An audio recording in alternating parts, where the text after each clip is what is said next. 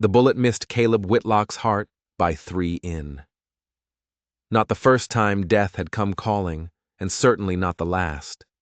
But sprawled in the dust of Copper Ridge, bleeding and betrayed, he made a vow that would haunt him for 8 years. Never again would he let another soul close enough to destroy him. Yet sometimes fate doesn't ask permission. Sometimes it arrives in a dusty stagecoach with green eyes and a banker's daughter who refuses to be saved.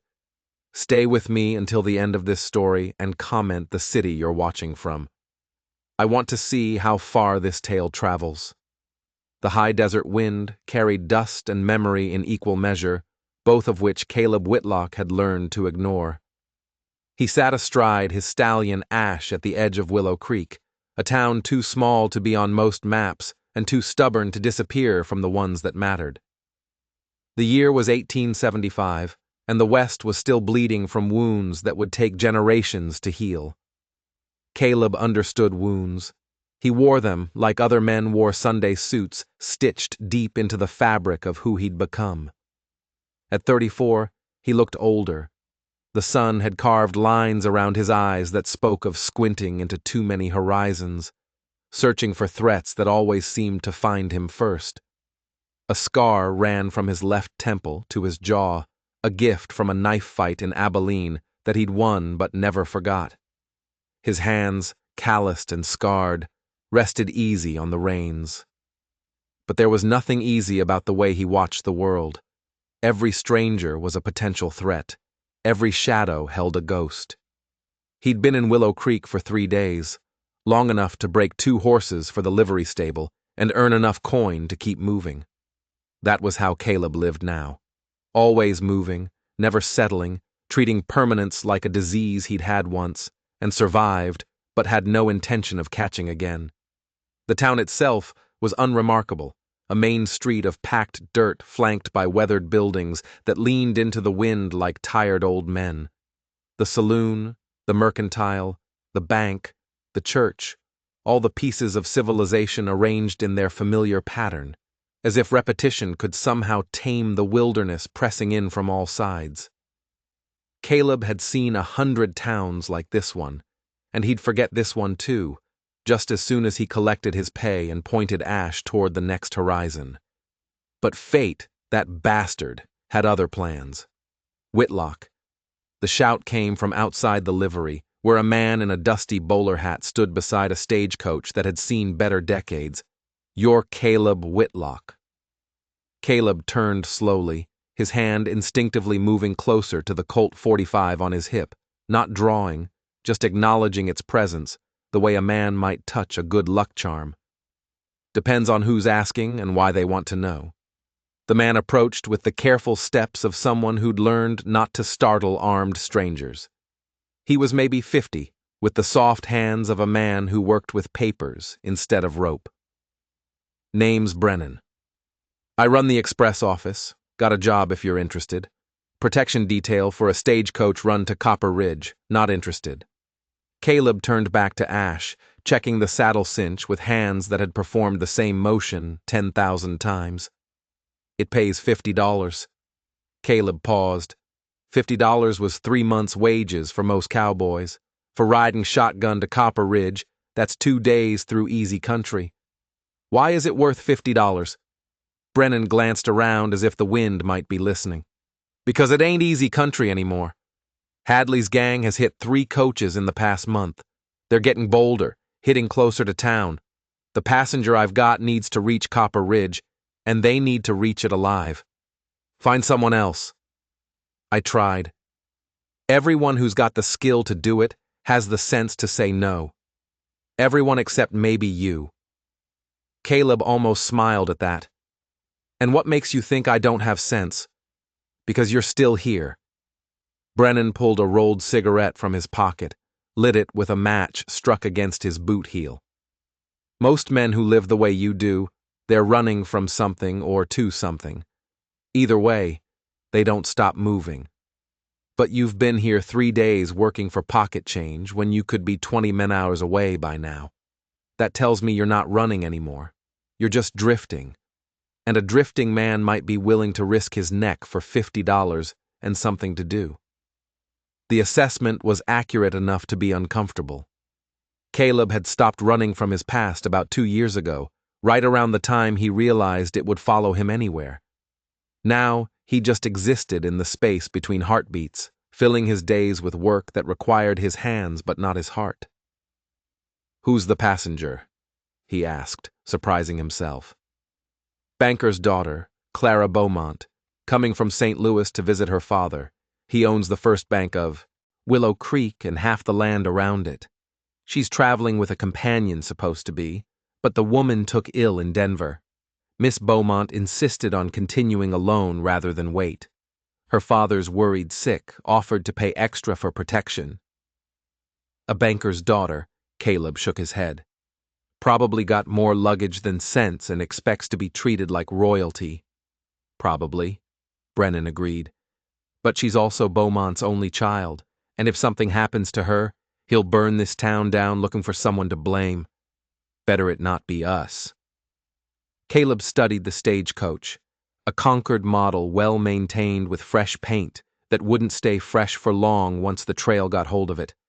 The horses looked strong enough.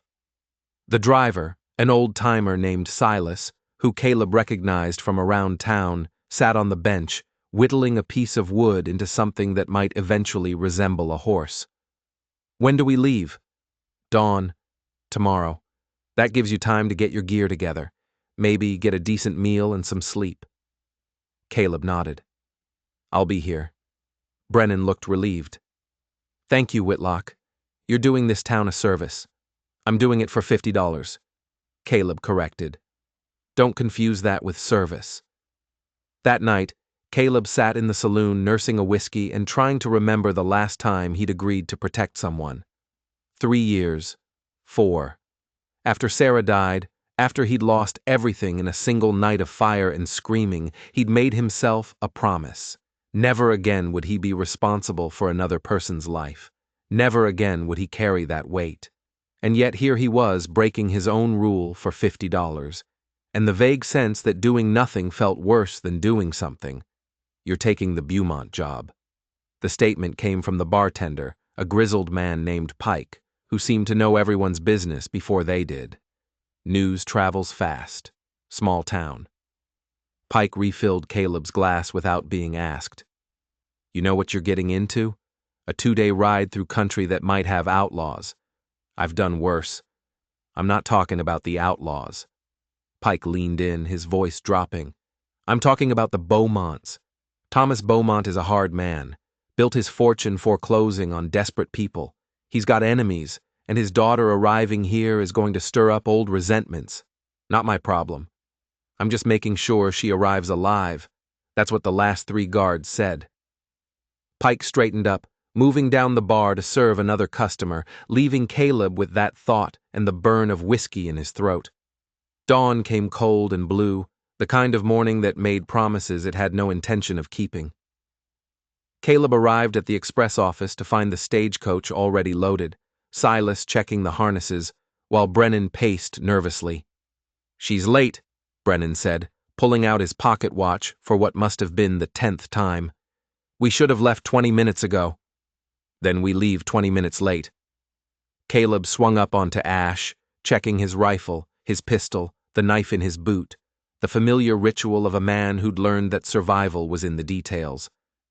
There, Brennan pointed down the street, where a woman emerged from the hotel carrying a single carpet bag.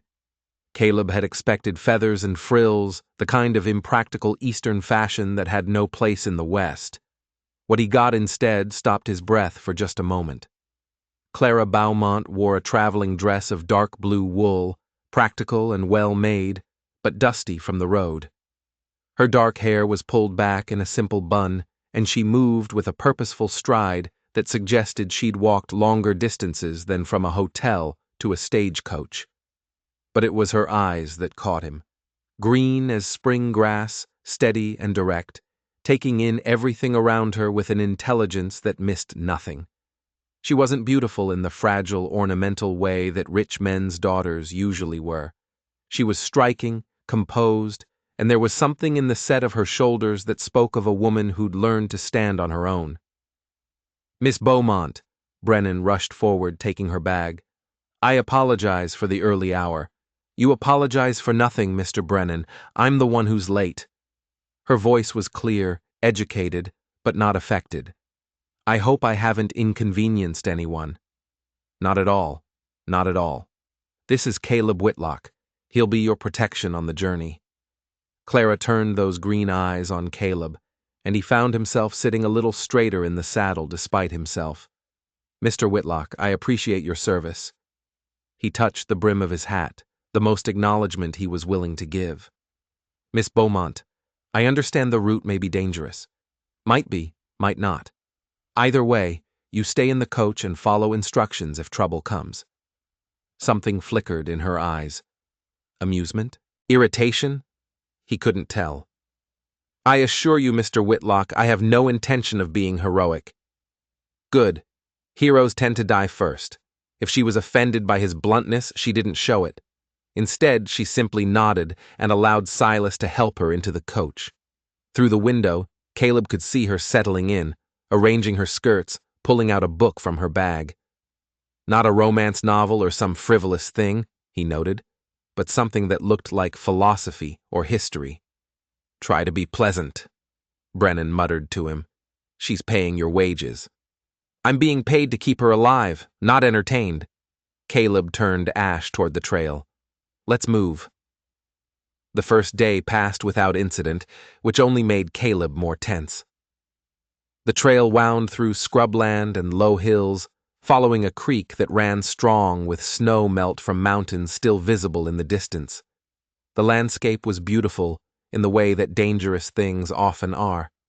Vast, indifferent, capable of killing you if you made a single mistake. They stopped at noon to rest the horses and allow the passenger to stretch. Clara emerged from the coach looking remarkably fresh considering the dust and heat. She walked a short distance from the trail, and Caleb found himself watching to make sure she didn't wander too far. Not because he cared, he told himself, but because losing her on his watch would be bad for business. Mr. Whitlock, she called, and he realized she'd caught him watching. Could you spare a moment? He dismounted reluctantly, walking over to where she stood, gazing out at the landscape.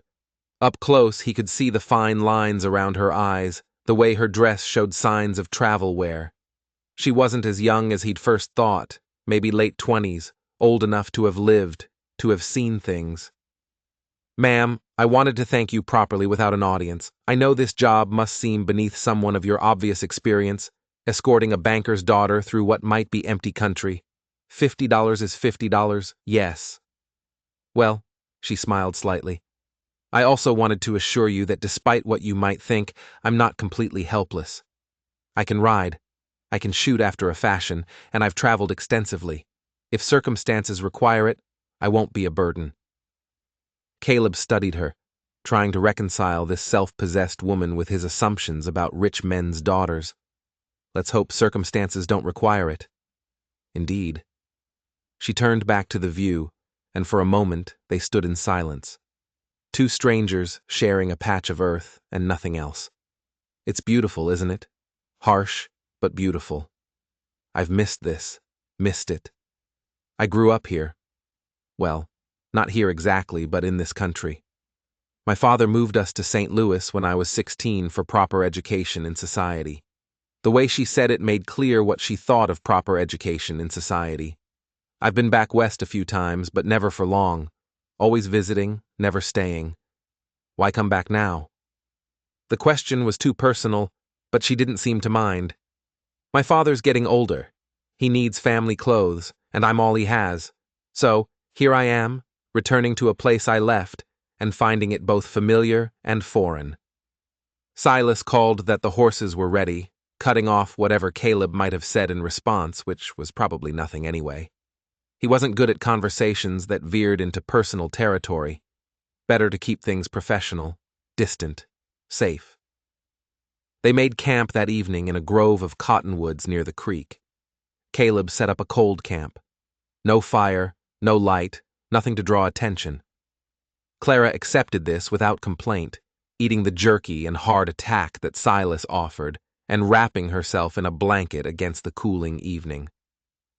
"You expecting trouble?" she asked Caleb as he made his rounds, checking the perimeter. "I always expect trouble. That's how you survive when it comes. That's a grim way to live. It's the only way to live if you want to keep living." She was quiet for a moment. Then, "Who did you lose?" The question hit him like a fist.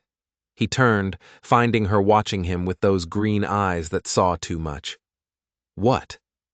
"Someone hurt you badly enough that you expect the world to keep hurting you. I'm asking who it was. That's none of your business." "You're right. I apologize."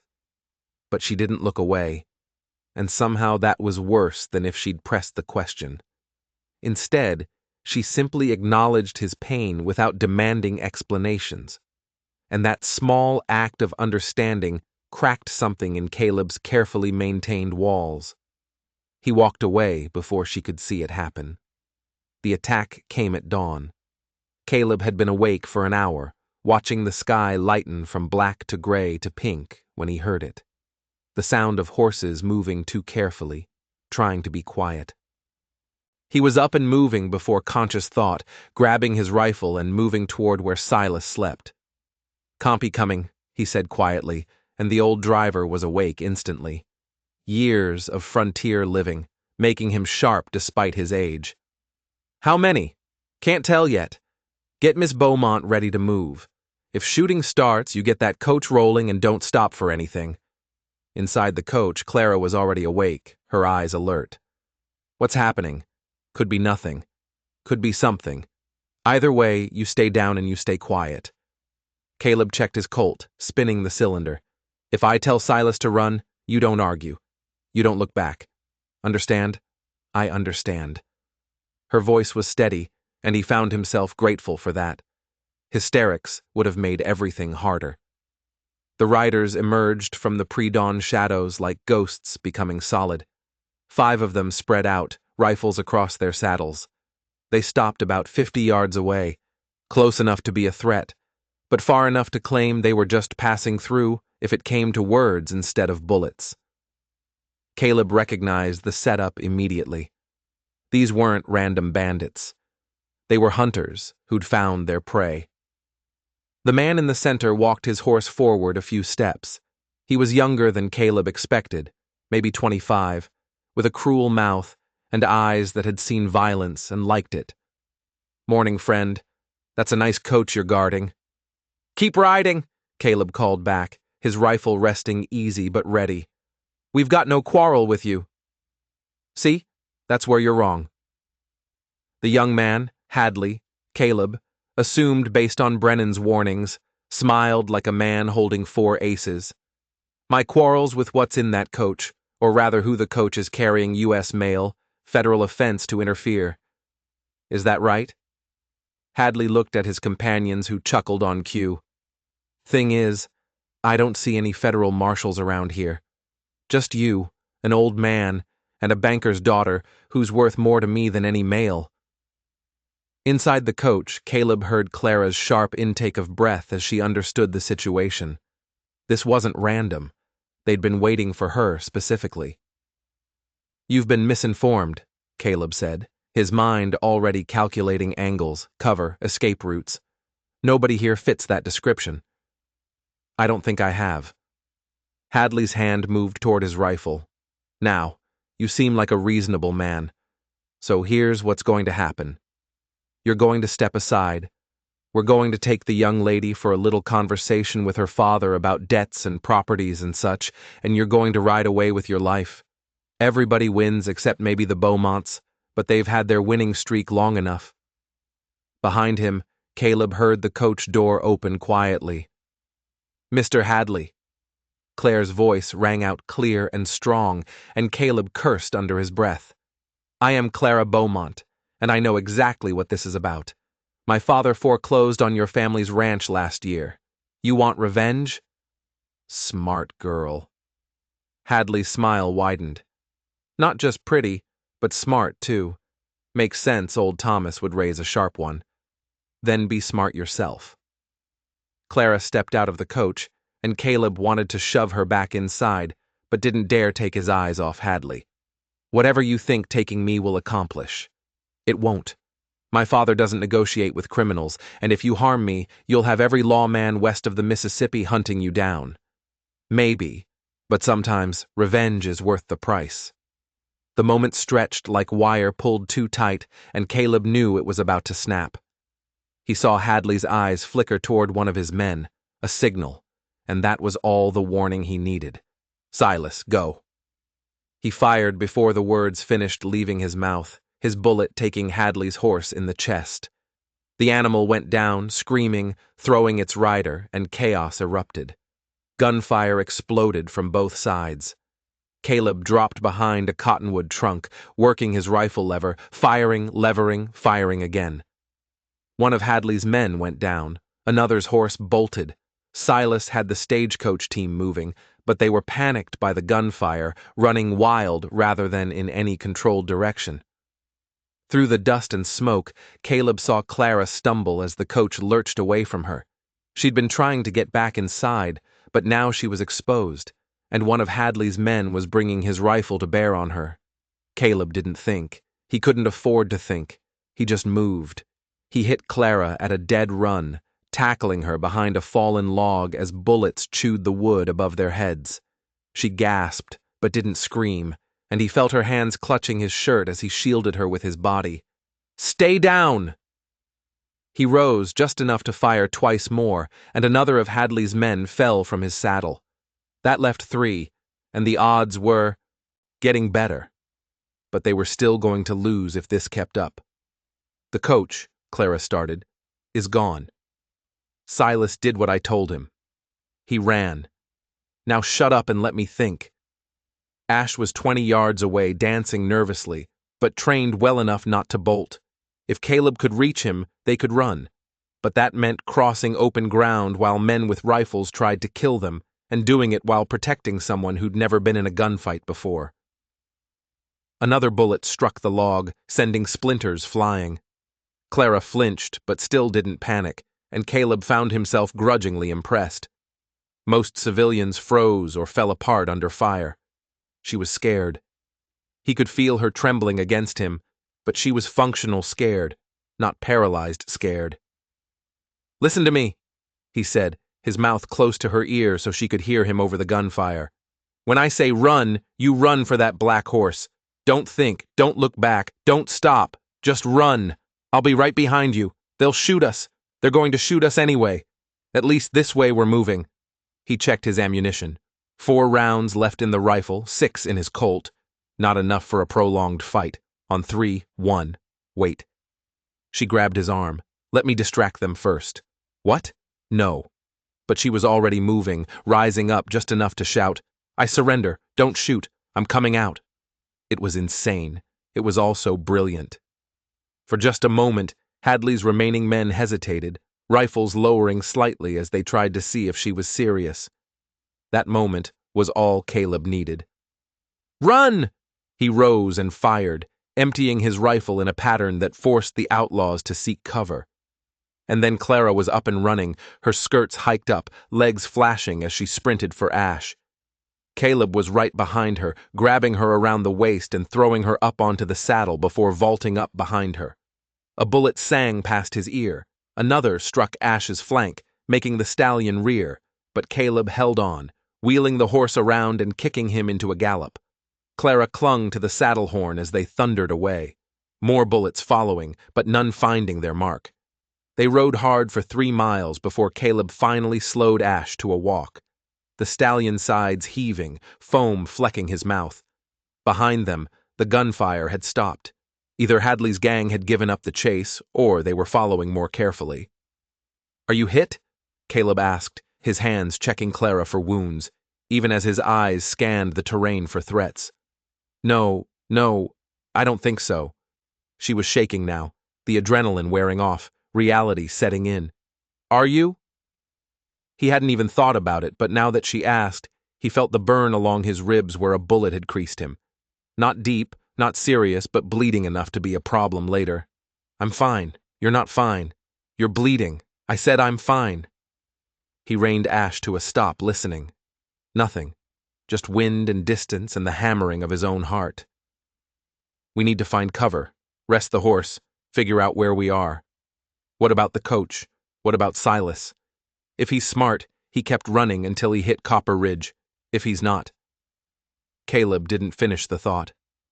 Either way, we can't help him now. We need to focus on staying alive. Clara nodded, and he felt her lean back slightly against his chest, exhausted. It was a practical thing, not intimate, just a tired woman seeking support from the nearest solid object. But Caleb felt the warmth of her through their clothes, felt her breathing begin to steady, and something in that simple human contact made his carefully maintained armor feel suddenly very thin. They found a cave an hour later, more of an overhang really, but deep enough to hide Ash and provide shelter from both sun and searching eyes. Caleb helped Clara down, noting the way she winced as her legs took her weight. Not used to riding, not bare back on a galloping horse while being shot at. No. She tried to smile, but it came out shaky. That's a fairly specific skill set. He almost smiled back. Almost. Instead, he turned to tend Ash, checking the bullet graze on the stallion's flank.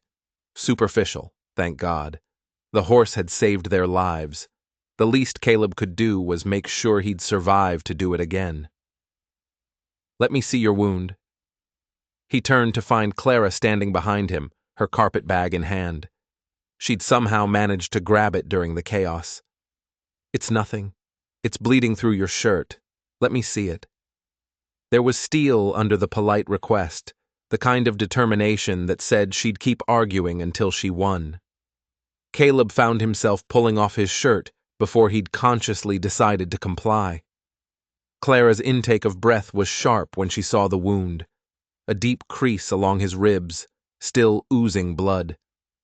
This needs to be cleaned and bandaged properly. I've had worse. I don't doubt it.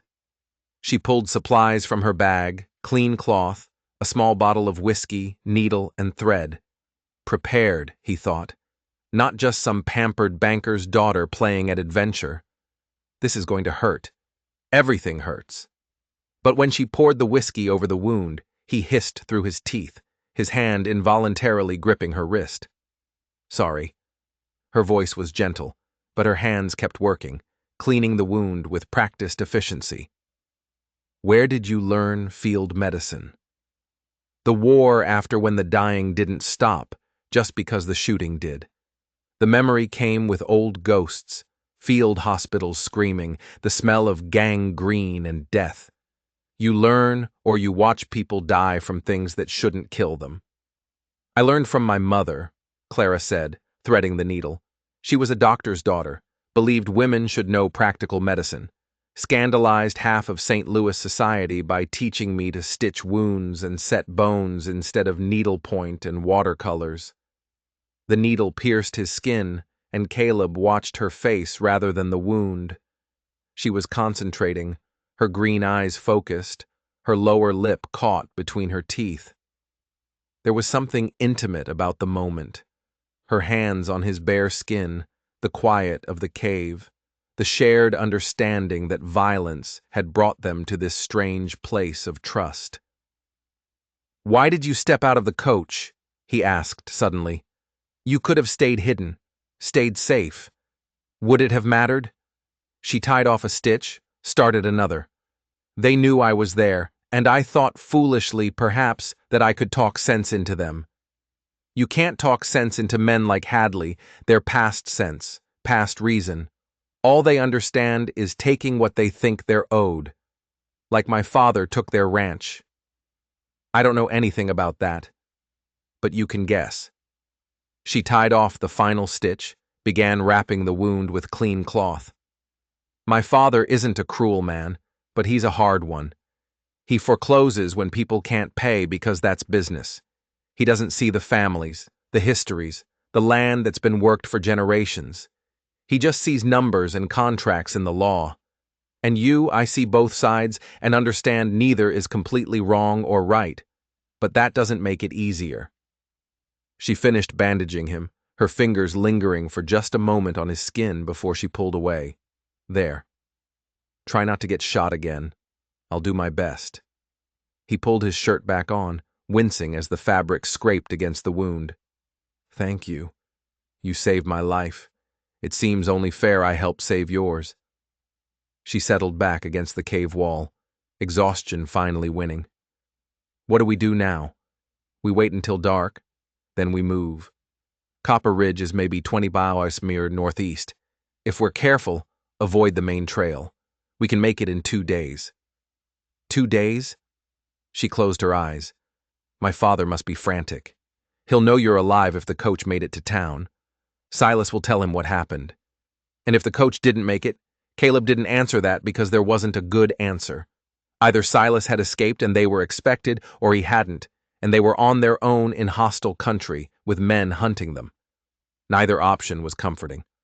As the afternoon heat built outside their shelter, Clara drifted into an exhausted sleep, her head tilting against the stone wall. Caleb sat watch, his rifle across his knees, his eyes scanning the landscape beyond the cave entrance for any sign of pursuit. But part of his attention, more than he wanted to admit, kept drifting back to the woman sleeping a few feet away. She hadn't screamed during the ambush, hadn't frozen. She'd been scared but functional, brave in the way that mattered more than the absence of fear. And she'd tended his wound with gentle, competent hands, treating him like a person rather than just a hired gun. When was the last time anyone had done that? 8 years, a voice whispered in his mind. Sarah, 8 years since anyone had touched him with care instead of fear or transaction. He pushed the thought away roughly, angry at himself for allowing it. Clara Bowmont was a job, nothing more. Once he got her to Copper Ridge and collected his pay, they'd never see each other again. That was how it had to be, because the alternative, caring, connecting, allowing someone past his defenses. That path led only to pain. He'd learned that lesson in blood and ash, and he wasn't fooled enough to forget it. But as he watched her sleep, her face peaceful despite everything they'd been through, Caleb couldn't quite silence the small, treacherous part of him that wondered what it might be like to take the risk again, to let someone in, to believe that not every story ended in loss.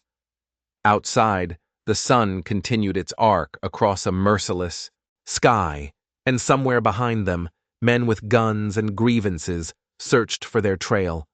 But in that moment, in the cool darkness of a cave that offered temporary sanctuary, Caleb Whitlock allowed himself to feel something he hadn't felt in 8 long years. Hope. It terrified him more than all of Hadley's gang combined. Darkness came slowly to the high desert, the sun reluctant to surrender its hold on the sky. Caleb watched the shadows lengthen across the scrubland beyond their shelter, counting the minutes until it would be safe to move. Beside him, Clara stirred, her eyes opening with the confused flutter of someone waking in an unfamiliar place before memory crashed back in. How long did I sleep? 3 hours, maybe 4. He handed her his canteen, noting the way her hands trembled slightly as she drank. Delayed shock. He recognized the body's way of processing what the mind couldn't handle in the moment. We'll move soon. There's enough moonlight to travel by, and the dark will hide us better than daylight. She nodded, returning the canteen, and he saw her gathering herself, pulling back the fear, the exhaustion, the very reasonable desire to fall apart. It was something he understood intimately, that daily act of choosing to keep going when everything in you wanted to stop. I need to ask you something, she said, her voice quiet but steady. And I need you to answer honestly. That depends on the question. What are our real chances of reaching Copper Ridge alive? He could have lied. Should have lied, probably given her something comfortable to hold on to. But there was something in her eyes that demanded truth. And Caleb found he couldn't insult her with false comfort. Better than 50-50. Hadley's gang is down to 3 men, maybe 4 if there were more we didn't see. They're hurt, disorganized, but they know this country and we don't. They can guess where we're heading and set up ahead of us. So, we're being hunted. We're being hunted, he confirmed. But I've been hunted before, and I'm still breathing. That should count for something. It does. She stood brushing dust from her skirts. A futile gesture given their circumstances, but he recognized it for what it was, an attempt to maintain some scrap of normally in a world that had gone violently sideways. What do I need to do? Stay quiet. Stay close. Do exactly what I say when I say it. If I tell you to run, you run. If I tell you to hide, you hide. No arguments, no hesitation. Can you do that? Can I trust that you won't order me to save myself while you sacrifice yourself heroically? The question caught him off guard. What? I've read enough dime novels to know how these stories usually end. The noble gunfighter makes a brave last stand, so the innocent woman can escape. I'm asking if that's your plan, because if it is, I'd rather know now. Caleb found himself almost smiling, despite everything. I'm not a dime novel hero, Miss Bowmont. I don't do noble sacrifices. My plan is for both of us to reach Copper Ridge alive, collect my $50, and never see each other again. That clear enough? Perfectly clear. Something flickered in her expression. Relief. Disappointment. But it was gone before he could identify it. Then let's not waste the darkness. They moved out as the last light bled from the western sky. Ash picking his way carefully across the broken terrain. Caleb kept them off the main trail, following dry creek beds and rocky ground that wouldn't hold tracks. It was slower going, harder on the horse, but speed meant nothing if it led them straight into an ambush.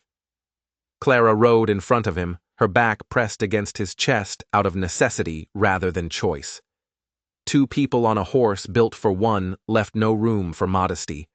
He could feel her tension in the set of her shoulders, the careful way she held herself as if trying to take up as little space as possible. Relax, he said quietly, his mouth close to her ear so his voice wouldn't carry. You're going to exhaust yourself before we've gone 5 men. I'm not sure how to relax while riding through the dark with killers hunting us. Fair point, but tensing up won't help here. He shifted slightly, adjusting her position so she leaned back more fully against him. Use me as a backrest. Save your energy for when you actually need it. She hesitated, then slowly allowed her weight to settle against him, and Caleb tried not to notice how right it felt, the warmth of another body, the trust implicit in that surrender. He'd spent 8 years holding himself apart from human contact, and now a banker's daughter he'd known for less than 2 days was dismantling his defenses simply by existing. They rode in silence for the better part of an hour. The only sounds the soft plot of Ash's hooves and the whisper of wind through sage. The moon rose full and bright, painting the landscape in shades of silver and shadow, beautiful and treacherous in equal measure. May I ask you something? Claire's voice was barely above a whisper. You can ask. I might not answer. The war, were you cavalry? Infantry mostly, some scouting toward the end. He didn't elaborate, and she didn't press, which he appreciated. The war was another country, another life, and he had no desire to revisit it. My father was too old to serve, but my uncle wasn't. He died at Shiloh. She was quiet for a moment. I was 12. I remember the telegram arriving, my mother collapsing, my father standing so still I thought he might shatter.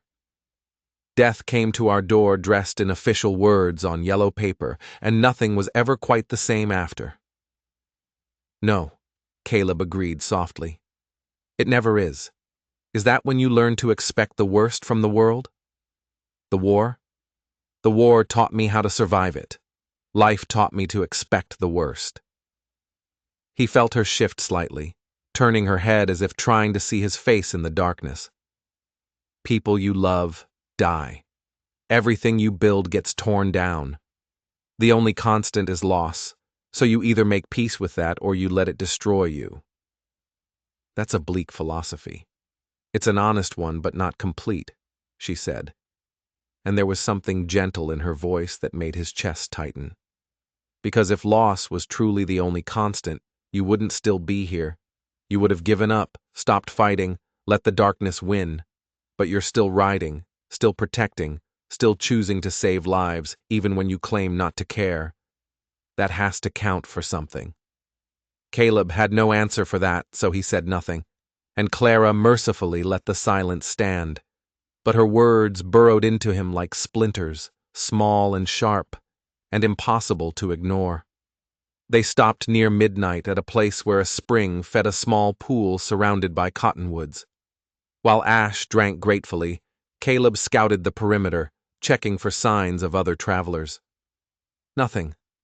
They were alone in the vast emptiness of the territory, at least for now.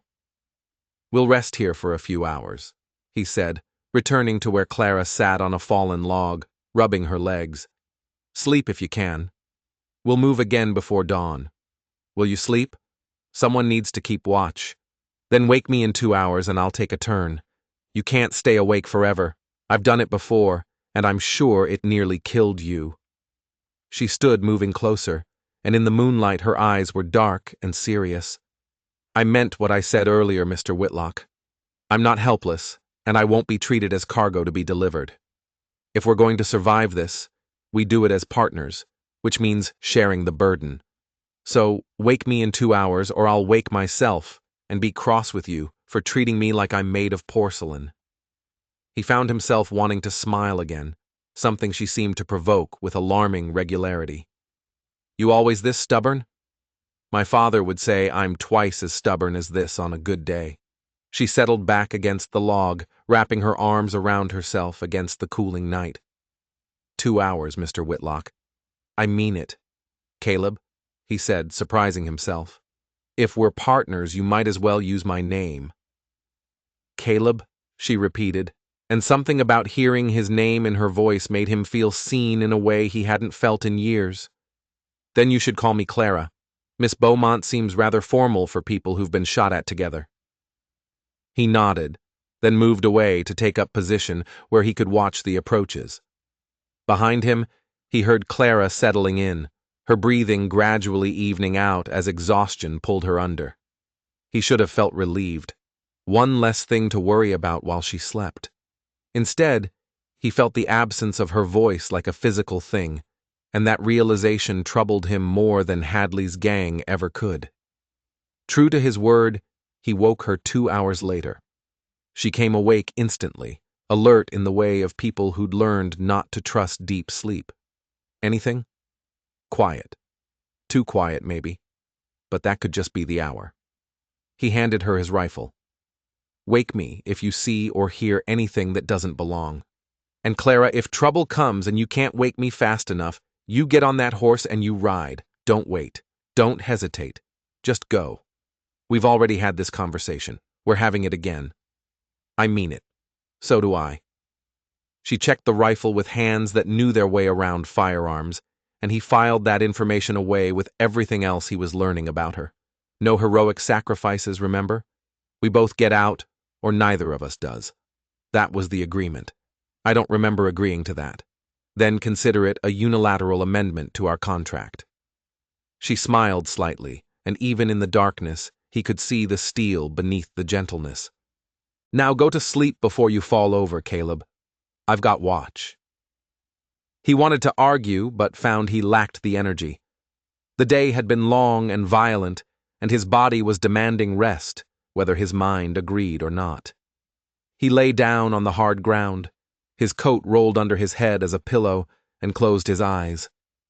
Sleep came fast and heavy, dragging him down into darkness, where Sarah waited as she always did, not as she'd been at the end, consumed by fire and screaming, but as she'd been before, laughing and alive and looking at him like he'd hung the moon. In the dream, she was telling him something important, her lips moving, but he couldn't hear the words. He reached for her, and she dissolved like smoke. And then the smoke became real smoke, and he was burning, trapped, everyone he loved, dying while he stood helpless. Caleb, wake up." He came awake with a gasp, his hand reaching for his gun before he recognized Clara kneeling beside him, her hand on his shoulder.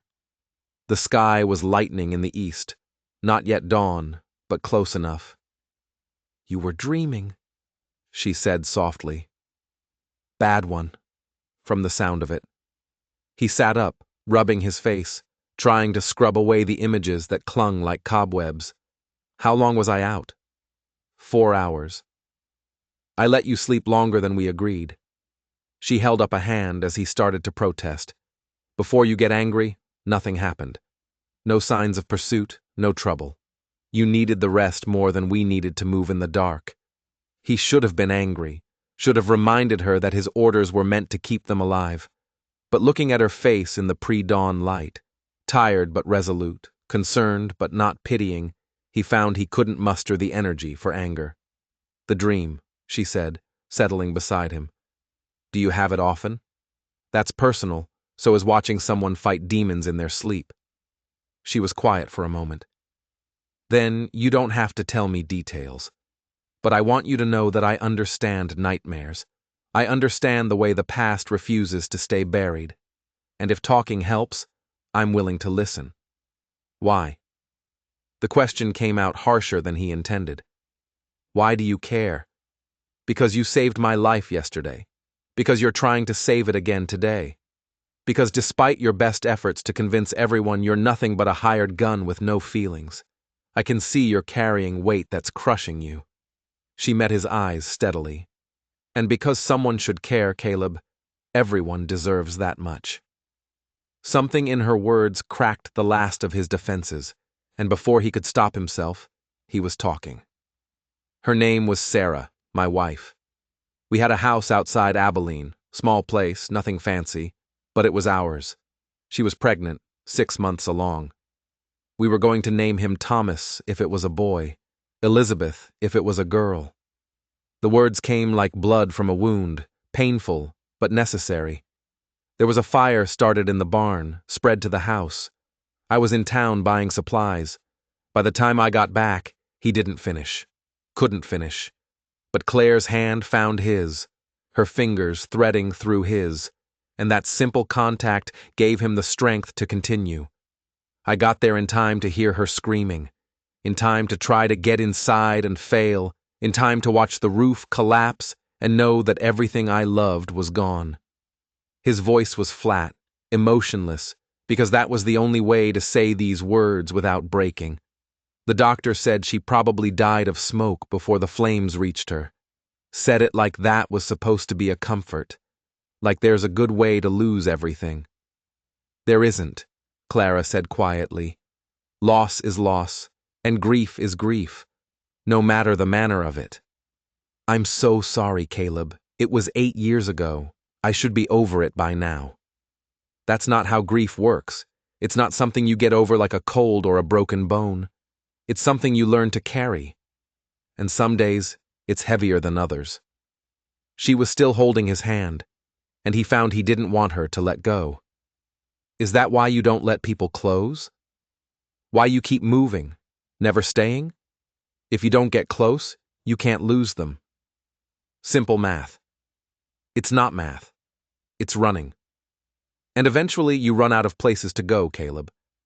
Eventually you have to stop and face the fact that being alive means risking pain. And the only alternative is not being alive at all. That's easy to say when you haven't. He stopped himself, but Clara finished the thought. "When I haven't lost someone I loved, but I have." Her voice was steady, but sad. "His name was Daniel. We were engaged. He was a lawyer, good and kind, and everything my parents wanted for me. We were 3 weeks from the wedding when he took ill. Clara, he was dead in 5 days." Caleb stared at her, seeing her fully for the first time. Not just a banker's daughter or a woman to be protected, but someone who'd walked through her own fire and survived. "I'm sorry. So am I. Every day in small ways that most people never see. But here's what I learned, Caleb. Daniel died, but I didn't. And I had a choice. Let his death be the end of my story, or let it be a chapter in a longer book. I chose the longer book." She squeezed his hand. "You can choose it too." "I don't know how anymore. Maybe you start small. Maybe you start by admitting that you don't actually want to die alone in some dusty town, forgotten and unmourned. Maybe you start by believing that what happened to you was terrible and unfair, but it doesn't have to be the last word on who you are. Dawn was breaking now, painting the sky in shades of rose and gold. And Caleb looked at this woman who'd somehow slipped past every wall he'd built, and found himself wanting to believe her, wanting to believe that there was still a future waiting somewhere beyond the horizon of his grief. "We should move," he said finally, standing and pulling her up with him. But he didn't let go of her hand immediately, and she didn't pull away. And for just a moment they stood there in the new day's light, two wounded people finding unexpected comfort in shared pain. Then the moment passed, as moments do, and they prepared to ride. But something had shifted between them. Some understanding reached without words. They were no longer stranger and client, guard and protected. They were two souls who'd been broken by life and were somehow, against all odds, still standing. The morning passed without incident, the landscape gradually changing from scrubland to rolling hills dotted with juniper and pine. They kept to the high ground where possible, using the elevation to watch for pursuit. Around midday, Clara spotted at first a thin column of smoke rising from the valley below. "Riders," Caleb confirmed, studying the distant figures through his spyglass. "3 of them. Could be anyone, but it's probably not," Clara finished. "They're between us and Copper Ridge. If we stay on the direct route, yes. But there's another way. Takes us north and west, adds a day to the journey, but keeps us off the main trails." He lowered the spyglass, weighing options. "Question is whether that smoke means they've given up on catching us and are just traveling, or whether they're hoping we'll see it and think exactly that. What would you do if you were them?" "I'd split up, leave one group on the main trail as bait, send another around to cut off the alternate routes." He turned Ash north, which means we go even farther out of our way, take the long route through the high country. It'll be harder riding, colder at night but safer. How much longer will that take? 2 days? Maybe 3. Depends on the terrain and whether we run into any more trouble. He felt her stiffen against him. "I know it's not what you want to hear. What I want doesn't matter. What matters is surviving." She was quiet for a moment. "Then my father will be sick with worry. If he's heard from Silas, he knows I'm alive, but not where I am. He'll be organizing search parties, offering rewards, probably driving the sheriff mad with demands. Good. Let him worry. Let him raise hell. The more noise he makes, the more pressure on Hadley to give up and disappear." Caleb guided Ash along a narrow trail that climbed toward the tree-line. "Tell me about him, your father." "Why?" "Because we've got 3 days of riding ahead of us and silence gets boring." She laughed, a surprised, genuine sound that made something warm bloom in Caleb's chest. "That's the most words you've strung together about something that isn't survival or violence. Are you actually trying to make conversation? Don't read too much into it. Too late."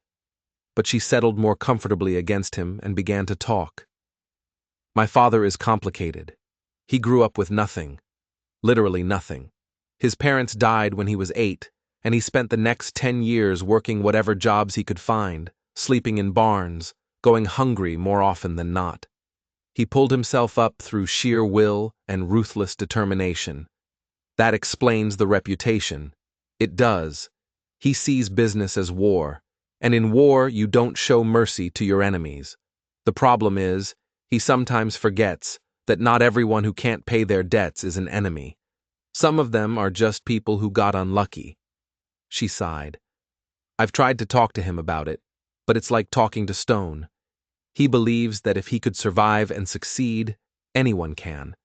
He doesn't understand that not everyone has his particular combination of intelligence, drive, and frankly, capacity for emotional detachment.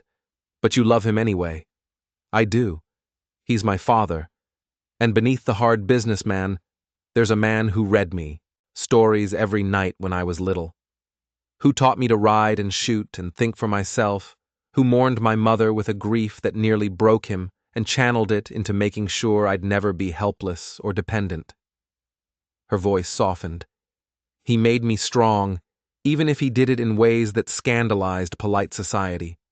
They climbed higher as the day aged, the air growing thinner and cooler. Ash labored under their combined weight, and Caleb made them stop frequently to rest the horse. During one of these stops, Clara wandered a short distance away, not far enough to worry him, but far enough for privacy.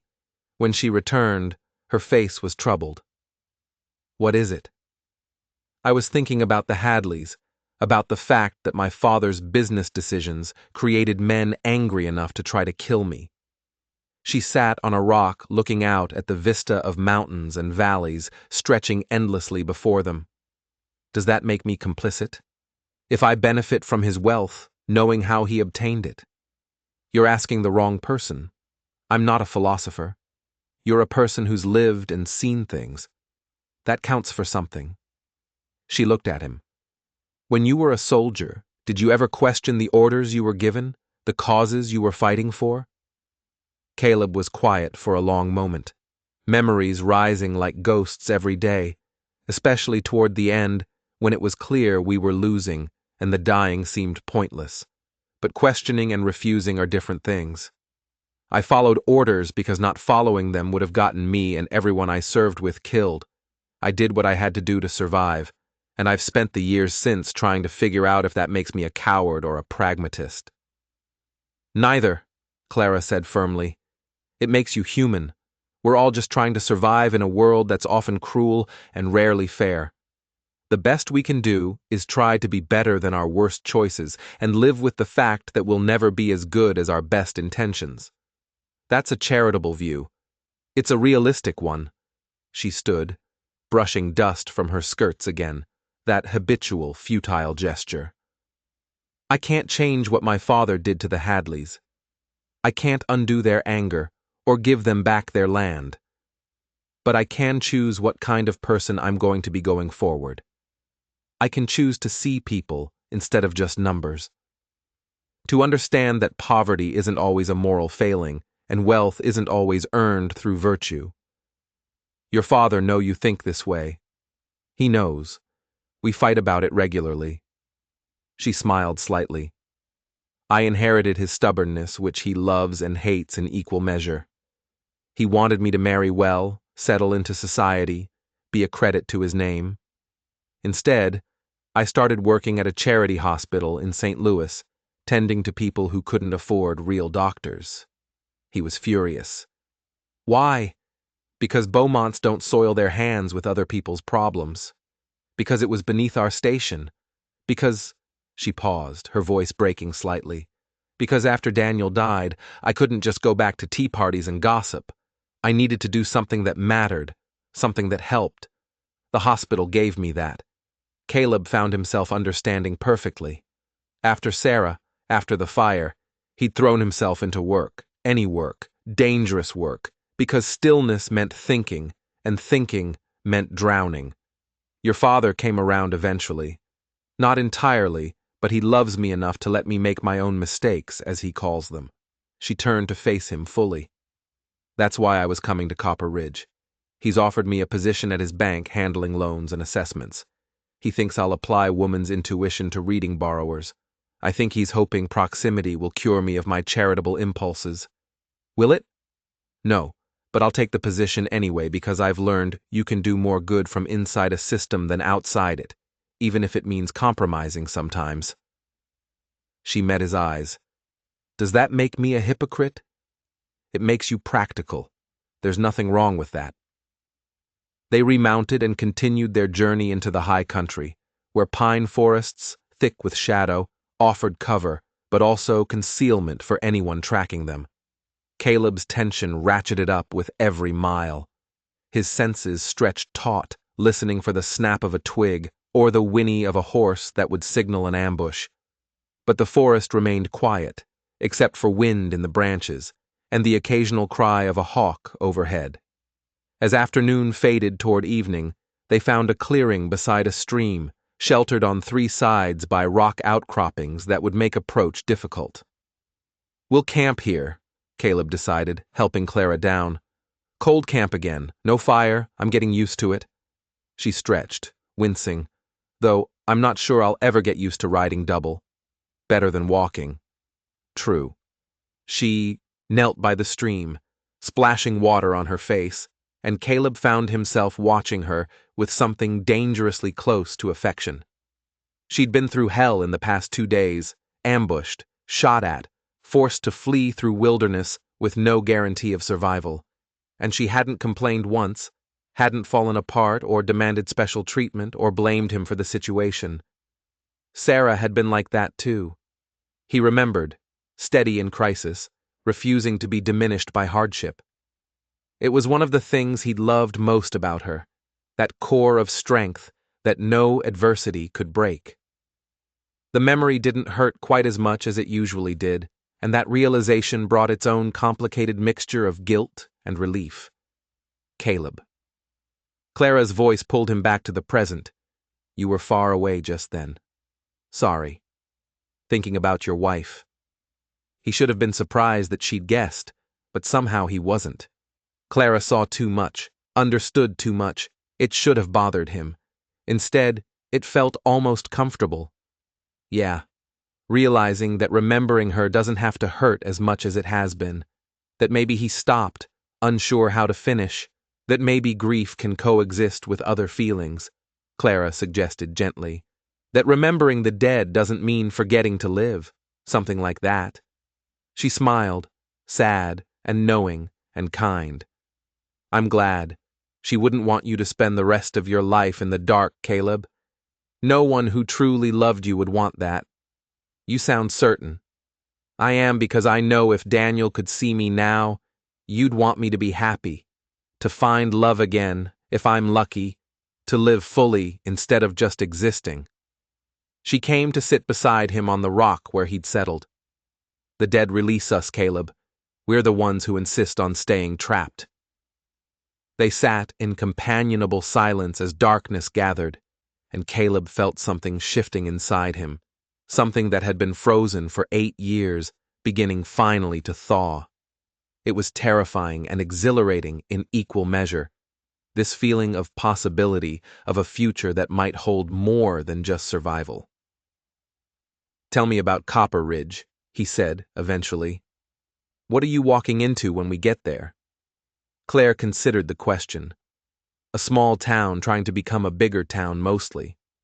"My father controls the bank, which means he controls most of the development. He's funding a new schoolhouse, a proper hotel, expanding the rail spur. He sees it as his legacy, building something that will outlast him. And you? What's your role in this legacy?" "I'm supposed to be the human face of Bowmont prosperity, the beautiful daughter who reminds people that we're not just a name on foreclosure notices." She drew her knees up, wrapping her arms around them. "But I want to be more than that. I want to actually help people build lives instead of just profit from their struggles. You think your father will let you? I think he'll fight me every step of the way, and I'll fight back, and eventually we'll reach some compromise that leaves us both unsatisfied." She glanced at him. "What about you? After you collect your $50 and we never see each other again as per our agreement, what then?" The question caught him unprepared. He'd spent so long not thinking about the future that he'd forgotten it was something people did. "I don't know. Find another job, I guess. Move to another town. Same as always. That doesn't sound like much of a life. It's the only one I know anymore. But it doesn't have to be." Clara turned to face him fully, her expression serious in the gathering darkness. "Caleb, I know we've only known each other for a handful of days, and I know you've made it very clear that this is just a job for you, but I also know what I see when I look at you. Someone who's ready to stop running, even if he doesn't quite know it yet." His heart hammered against his ribs. "Clara, I'm not proposing marriage or declaring undying love," she said quickly, a flush rising in her cheeks. "I'm just saying that Copper Ridge could use someone with your skills. The sheriff is 70 if he's a day, and the town is growing faster than the law can keep up. There's work there, legitimate work, if you wanted it. I'm not a lawman. You're a man who protects people. That's close enough. She stood, perhaps sensing she'd pushed too far. Just think about it. That's all I'm asking. She moved away to prepare her bedroll, leaving Caleb alone with thoughts that spun too fast to catch. The smart thing would be to collect his pay and move on, same as he always did. Copper Ridge would be just another town. Clara Bowmont, just another person he'd saved and forgotten. Except he already knew he wouldn't forget her. Not her green eyes or her sharp mind, or the way she'd bandaged his wounds with gentle, competent hands. Not the conversations they'd shared, or the grief they'd acknowledged, or the way she'd looked at him like he was worth saving even from himself. The smart thing would be to leave. But Caleb Whitlock had spent 8 years being smart and safe and alone. And he was beginning to realize that smart and safe were just other words for half alive. Maybe it was time to take a risk on something that wasn't just survival. Maybe it was time to try living again. The thought stayed with him through the night, refusing to be dismissed or forgotten. Caleb lay on the hard ground watching stars wheel overhead, listening to Clara's steady breathing from where she slept a few feet away. And for the first time in 8 years, he allowed himself to imagine a different kind of future, a place to stay instead of just pass through. Work that meant something beyond the next meal. Maybe even, and this thought came with equal parts terror and longing, someone to come home to at the end of the day. He was still wrestling with these dangerous possibilities when Claire awoke before dawn, sitting up and immediately reaching for the rifle he'd left beside her. The motion was automatic, practiced, and he found himself revising yet another assumption about bankers' daughters and their capabilities. "How did you sleep?" she asked, her voice soft in the pre-dawn stillness. "Didn't mostly thinking about what I said?" She stood, moving to the stream to wash her face, and he noticed she didn't ask him to confirm or deny. She simply stated it as fact, reading him with the same unsettling accuracy she'd displayed since the moment they'd met. Among other things, he rose, checking Ash's condition, running his hands over the horse's legs, looking for any sign of injury or strain. The stallion had carried them far and hard, and the least Caleb could do was make sure he was fit to continue. "We should reach the valley by this afternoon if we push hard. From there, it's another half day to Copper Ridge, assuming we don't run into Hadley's men, assuming that—" He began saddling Ash, his movements economical, born of years of repetition. "But if we're going to run into them, it'll be today. They know we're heading for Copper Ridge, and they know the routes are limited through this country. If they're smart, and I think they are, they'll have set up somewhere with good sight lines and limited escape route." Clara came to stand beside him, her arms wrapped around herself against the morning chill. "So, we're riding into a trap. We're riding through country where a trap might be waiting. Different thing." He glanced at her, noting the set of her jaw, the way her eyes scanned the tree-line with the weariness of someone who'd learned the world could turn violent without warning. "You scared?" "Terrified," she admitted, but also tired of running. "I want this to be over one way or another." "It will be. Before nightfall, we'll either be in Copper Ridge drinking hot coffee and sleeping in real beds," or he stopped, but she finished the thought, "or we'll be dead." "I know. I've made peace with both possibilities." She touched his arm briefly, a gesture of connection that sent warmth through him despite the cold. "But if we're going to die today, I'm glad it'll be trying to reach safety rather than giving up. And I'm glad I won't be alone." Something in her words unlocked something in him, and before he could think better of it, Caleb reached out and tucked a strand of hair behind her ear, a gesture so intimate, so familiar, that it shocked them both. His hand lingered for just a moment against her cheek, and Clara's eyes widened, her breath catching. "Clara, He started to speak, to say something about how she'd changed everything in just a few days, how she'd made him remember what it felt like to want more than just survival. But the words stuck in his throat, tangled with 8 years of grief and fear, and the bone-deep certainty that anything he loved would be torn away. "I know," she said softly, saving him from having to finish. "I feel it too. This thing between us, whatever it is, and it terrifies me because it's too fast, too intense, too much given everything we're facing. But it's real, Caleb. I can't pretend it isn't. We barely know each other. I know you've been shot protecting me. I know you have nightmares about losing your wife. I know you think you're too broken to deserve happiness, but you're wrong." Her hand came up to cover his where it still rested against her face. "I know that in 3 days you've shown me more genuine humanity than most of the so-called gentlemen I've known in years. That counts for something. It counts for everything," he admitted, his voice rough. "That's what scares me. If I let myself care about you, really care, and something happens, then you'll grieve. And you'll hurt, and eventually you'll heal, just like before." Her thumb traced small circles on the back of his hand. "But at least you'll have tried, Caleb. At least you'll have lived instead of just existed. Isn't that better than spending the rest of your life alone because you're too afraid to risk your heart?" He wanted to argue to explain all the reasons why keeping his distance was safer, smarter, more sensible. But standing there in the gray dawn light, with her hand warm on his, and her eyes seeing straight through every defense he'd built, all those reasons felt hollow. "We should move," he said finally, stepping back, breaking the contact, because if he didn't, he might do something foolish, like kiss her, and kissing her would make everything that came after infinitely more complicated. Long ride ahead. If Clara was disappointed by his retreat, she didn't show it.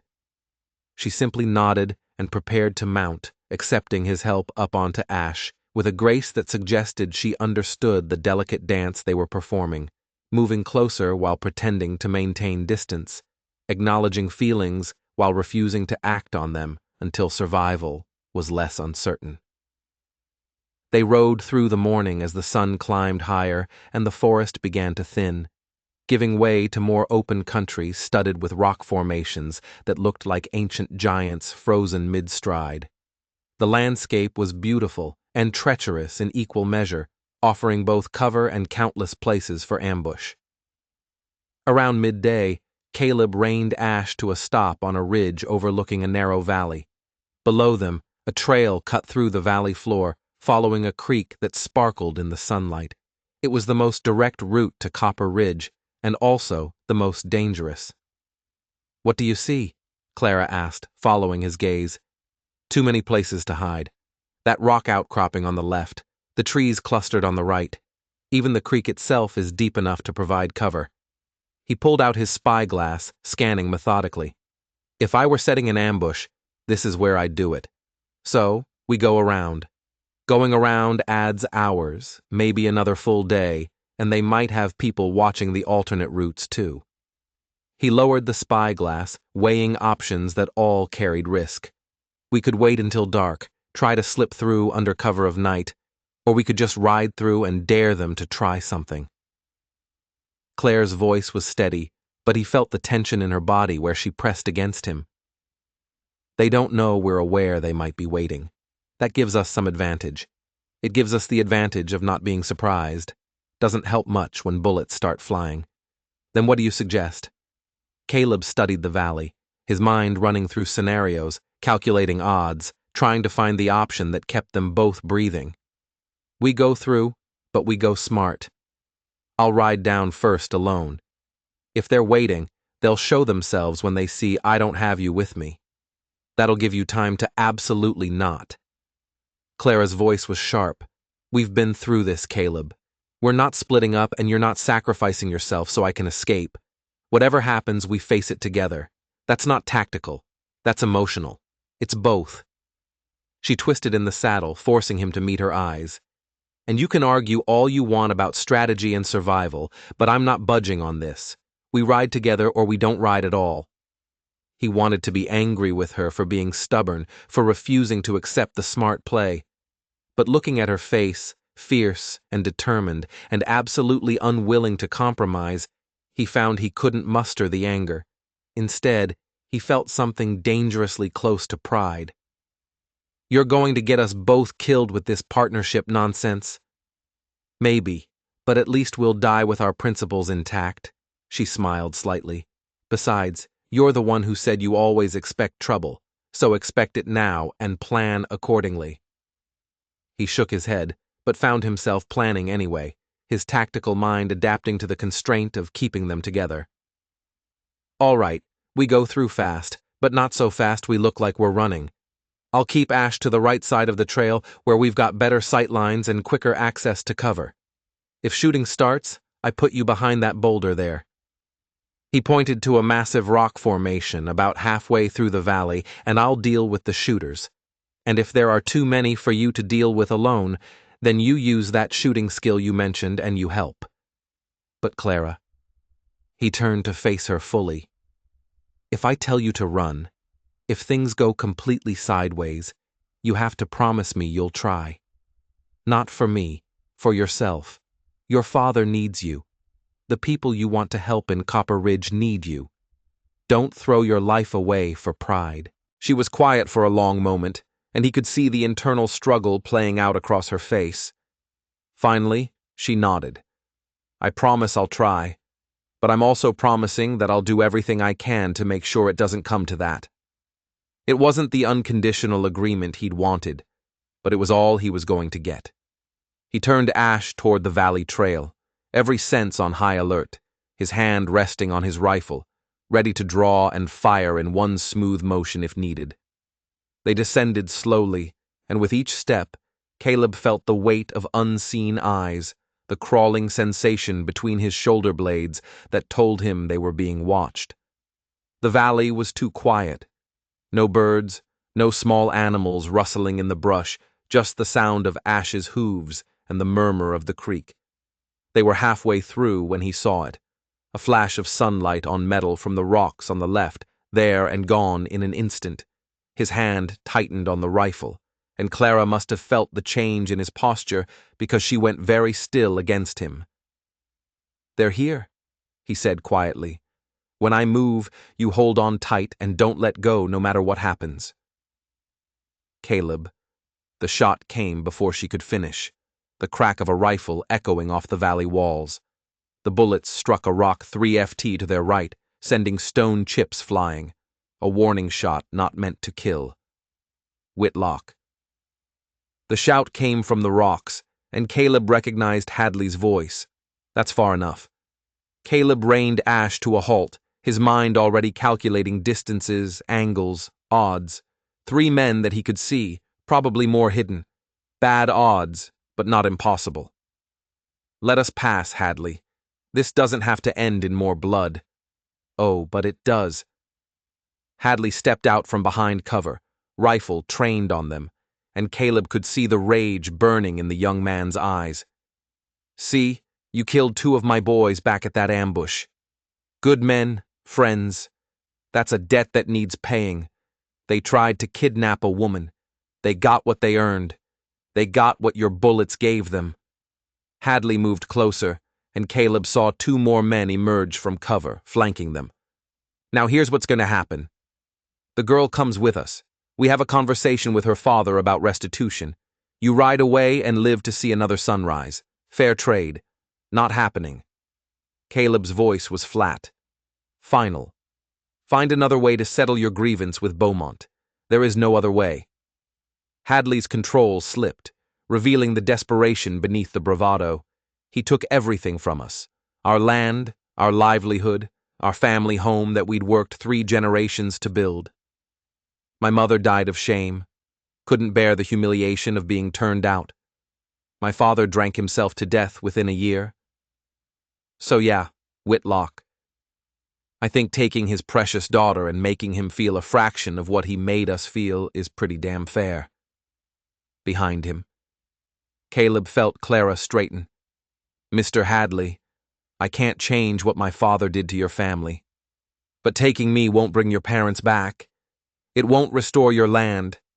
It'll just make you a criminal and give my father justification for hunting you down like an animal.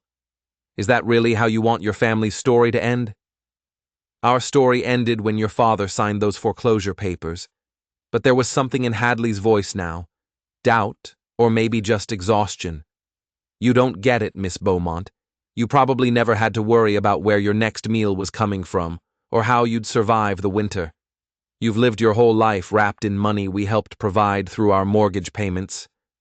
You're right, Clara said, and Caleb felt surprise ripple through him. I've never known that kind of hardship. I've been privileged in ways I'm only beginning to understand. But Mr. Hadley, and please look at me when I say this, I am not my father. If you let us reach Copper Ridge, I give you my word, I'll review your family's case. If there's any way to make restitution, to restore even part of what was taken, I'll do it. Your word? Hadley laughed, but it was a bitter sound.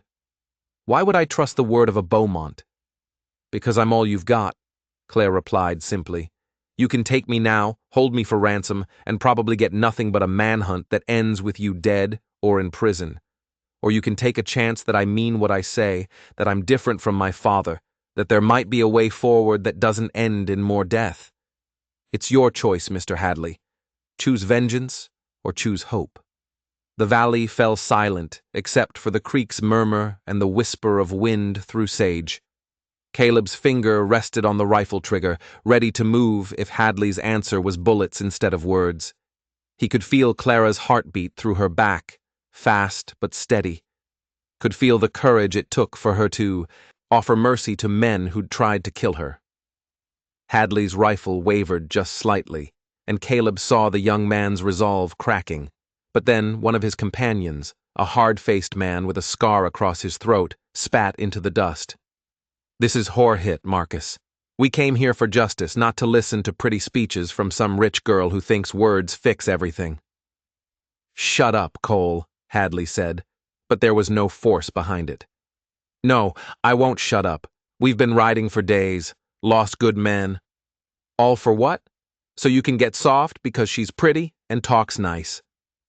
Cole raised his rifle and Caleb saw murder in his eyes. I say we take her now and settle this the way we planned. Everything happened at once. Cole's finger tightened on the trigger. Caleb threw himself sideways, taking Claire with him as they tumbled from Ash's back. The rifle cracked and the bullet passed through the space where Claire's head had been a heartbeat before. Caleb hit the ground rolling, coming up with his Colt drawn, firing twice. Cole went down screaming, clutching his shoulder.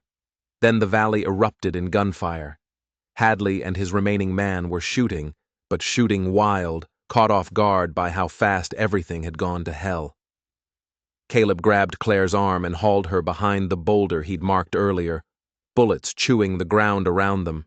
Ash bolted, panicked by the gunfire, and Caleb felt his heart sink. Without the horse, they were trapped. Stay down. He rose just enough to return fire, his bullets forcing Hadley's man back into cover. 3 rounds left in the Colt. He couldn't afford to miss. Beside him, Clara had pulled a small pistol from somewhere in her skirts. A derringer barely useful beyond a few feet, but better than nothing. Tell me when, she said, her voice shaking, but her hands steady on the weapon. Not yet.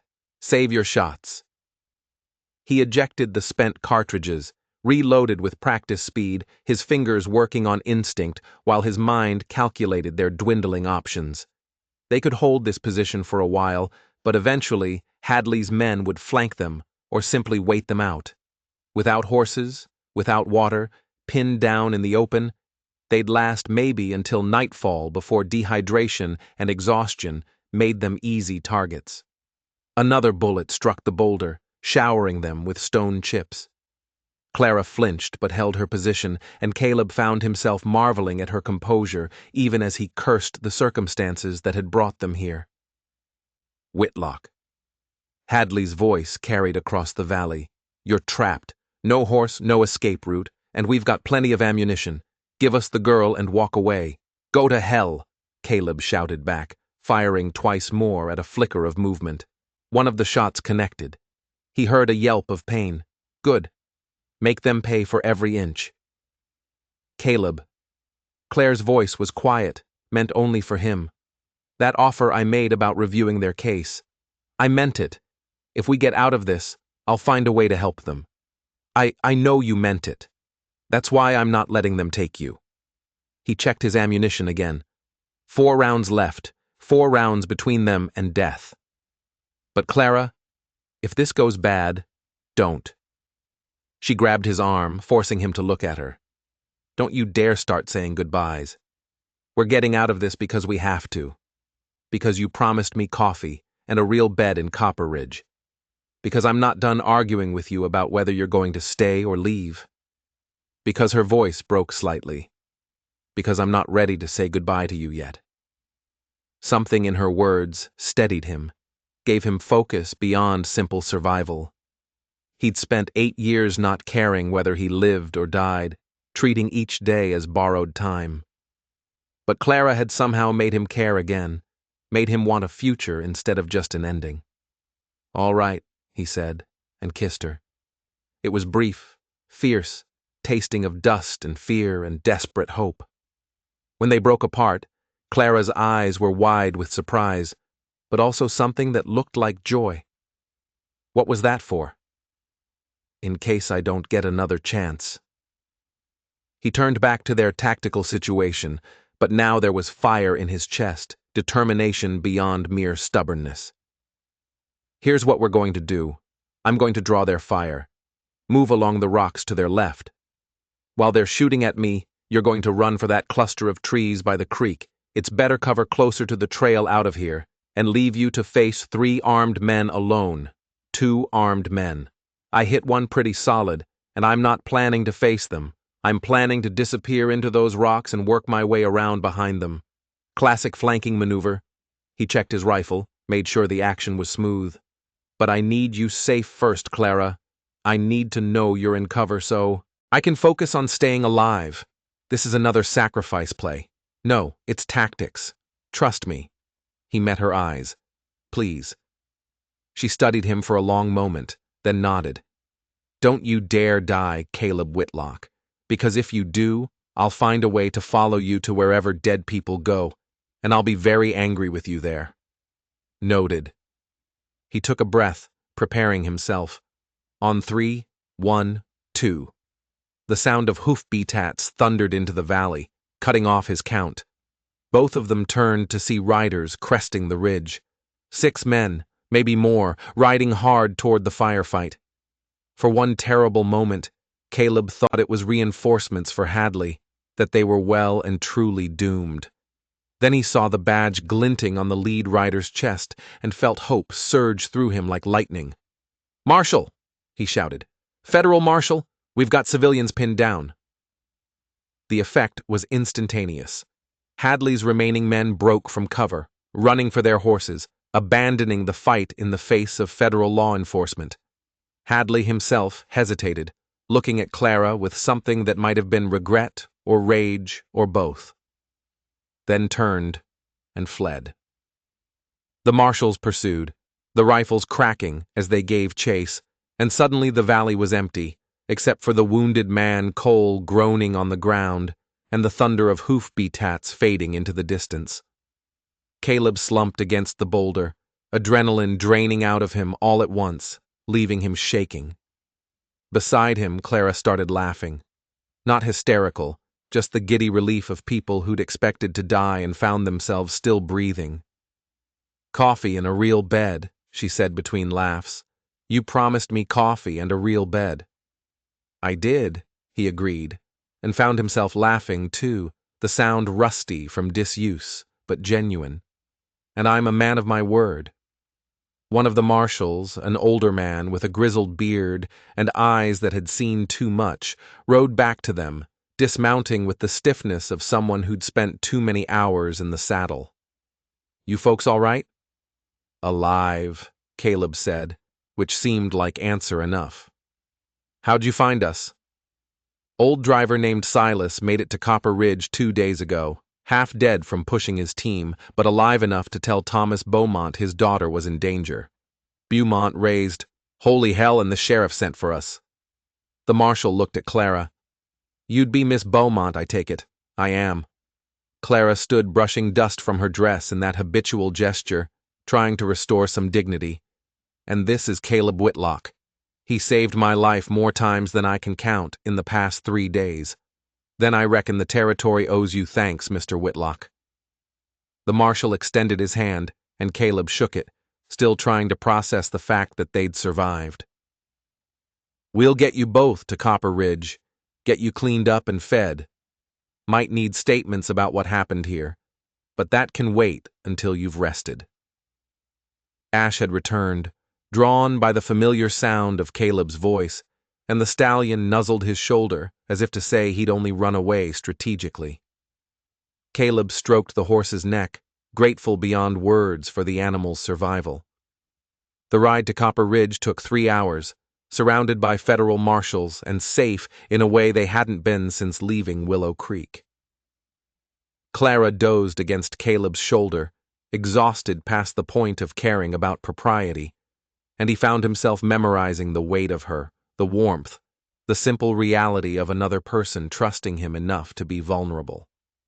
The town appeared as the sun began its descent toward the western mountains, bigger than Willow Creek, more established, with actual streets and buildings that looked permanent rather than temporary.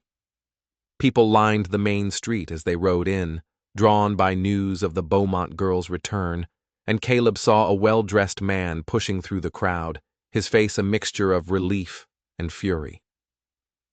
Clara Thomas Bowmont was a big man, broad-shouldered and imposing, with iron-gray hair and eyes that probably missed nothing in a balance sheet. But right now, those eyes were bright with tears as he reached up to help his daughter down. "My God, Clara," I thought when Silas told me. "I'm all right, Father." Clara embraced him, and Caleb saw her shoulders shake as she finally let herself feel the full weight of what they'd been through. "I'm all right now." Bowmont held his daughter for a long moment, then looked up at Caleb with eyes that assessed and calculated even through emotion. "You're Whitlock, the guard Brennan hired." "Yes, sir.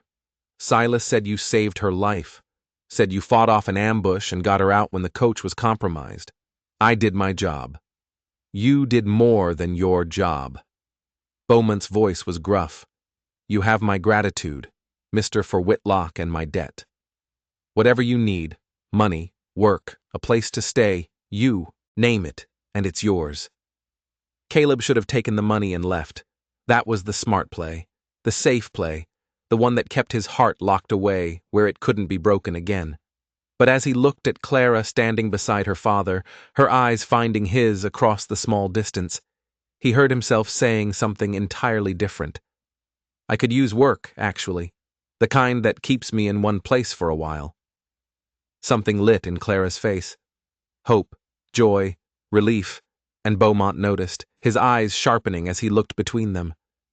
But whatever he saw there, he kept his thoughts to himself, simply nodding. "I'm sure we can arrange something. Sheriff's getting old, could use a deputy, or there are other options." He put his arm around Clara, "But right now, let's get you both cleaned up. Plenty of time for business tomorrow."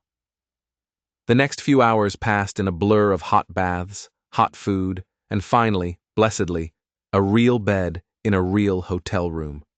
Caleb collapsed into it, fully dressed, too tired to even remove his boots, and slept for 12 hours straight without nightmares. When he woke, the sun was high, and there was a note slipped under his door.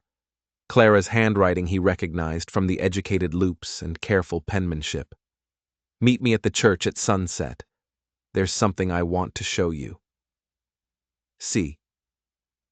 He spent the day wandering Copper Ridge, getting his bearings, learning the rhythms of a place he might actually stay for more than a week.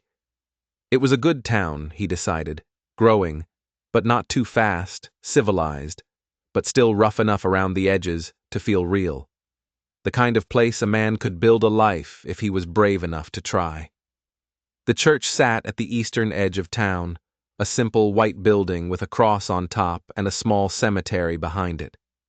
Clara was waiting on the steps, wearing a simple blue dress that made her eyes look like spring itself, and Caleb felt his breath catch at the sight of her. "You came," she said, smiling. "You asked." He climbed the steps to stand beside her. "What did you want to show me?" Instead of answering, she took his hand and led him around the church to the cemetery, stopping at a plot near the back, where new grass was beginning to grow. 2 headstones stood side by side.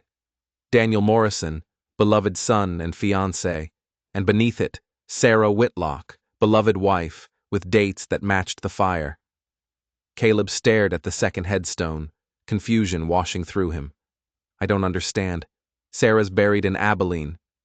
"She is," Clara confirmed, "but I asked my father to have this made anyway. A memorial, not a grave. Because I think you need a place to say goodbye, Caleb. A place to tell her that you survived, that you're going to keep surviving, that you're going to try to be happy again, even though she's gone." His throat closed up, emotion hitting him like a fist. "Why would you do this?" "Because you can't move forward while you're still trapped in the past. And because," Claire's voice softened, "because I'm falling in love with you, Caleb Whitlock.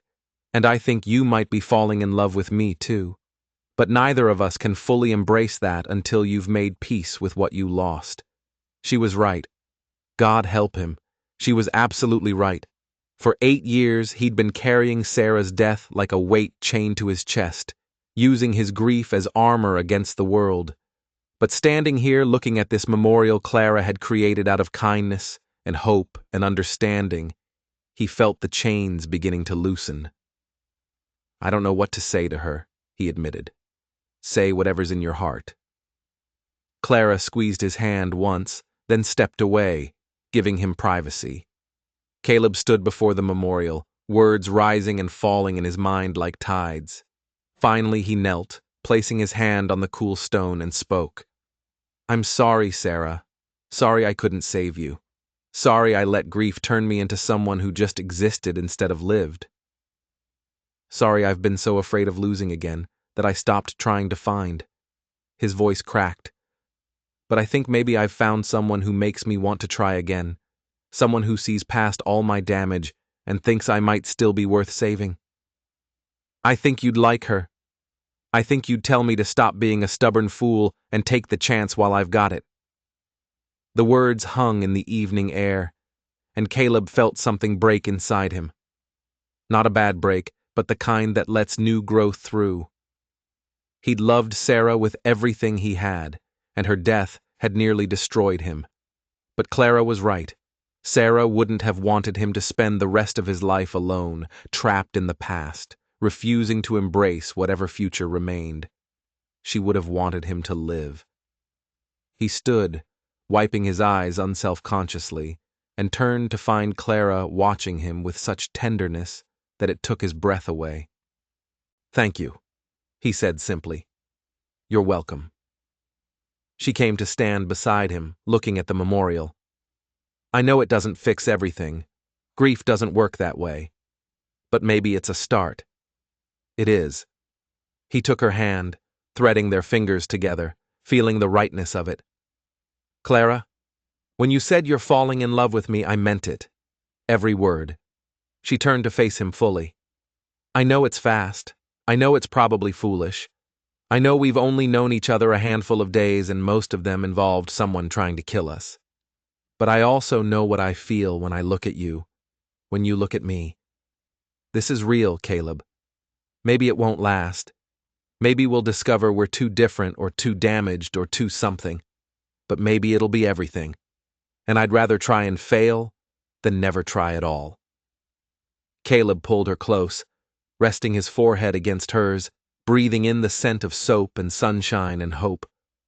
"I'm falling in love with you too. Have been since you stepped out of that stagecoach looking fierce and fearless. Maybe before, if I'm honest, and it scares me to death." "Good," Claire whispered, "because it scares me too. But maybe being scared together is better than being safe alone." He kissed her then properly this time. Not a desperate gesture in the face of death, but a promise of life, of possibility, of two broken people choosing to be brave enough to try again. And when they finally broke apart, both breathing hard, Clara smiled against his mouth. "So, you're staying?" "I'm staying," he confirmed. "At least for a while. See how it goes. That's all I ask." She took his hand again, leading him back toward town, toward the future, toward whatever came next.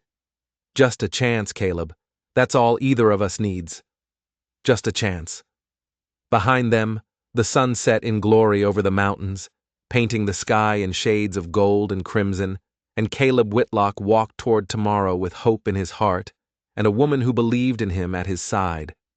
It wasn't the ending he'd expected when he'd taken a job protecting a banker's daughter for $50. It was so much better. The chance Clara spoke of arrived sooner than either of them expected, delivered not in the gentle unfolding of courtship, but in the hard realities of a frontier town trying to maintain order against forces that recognized no law but their own.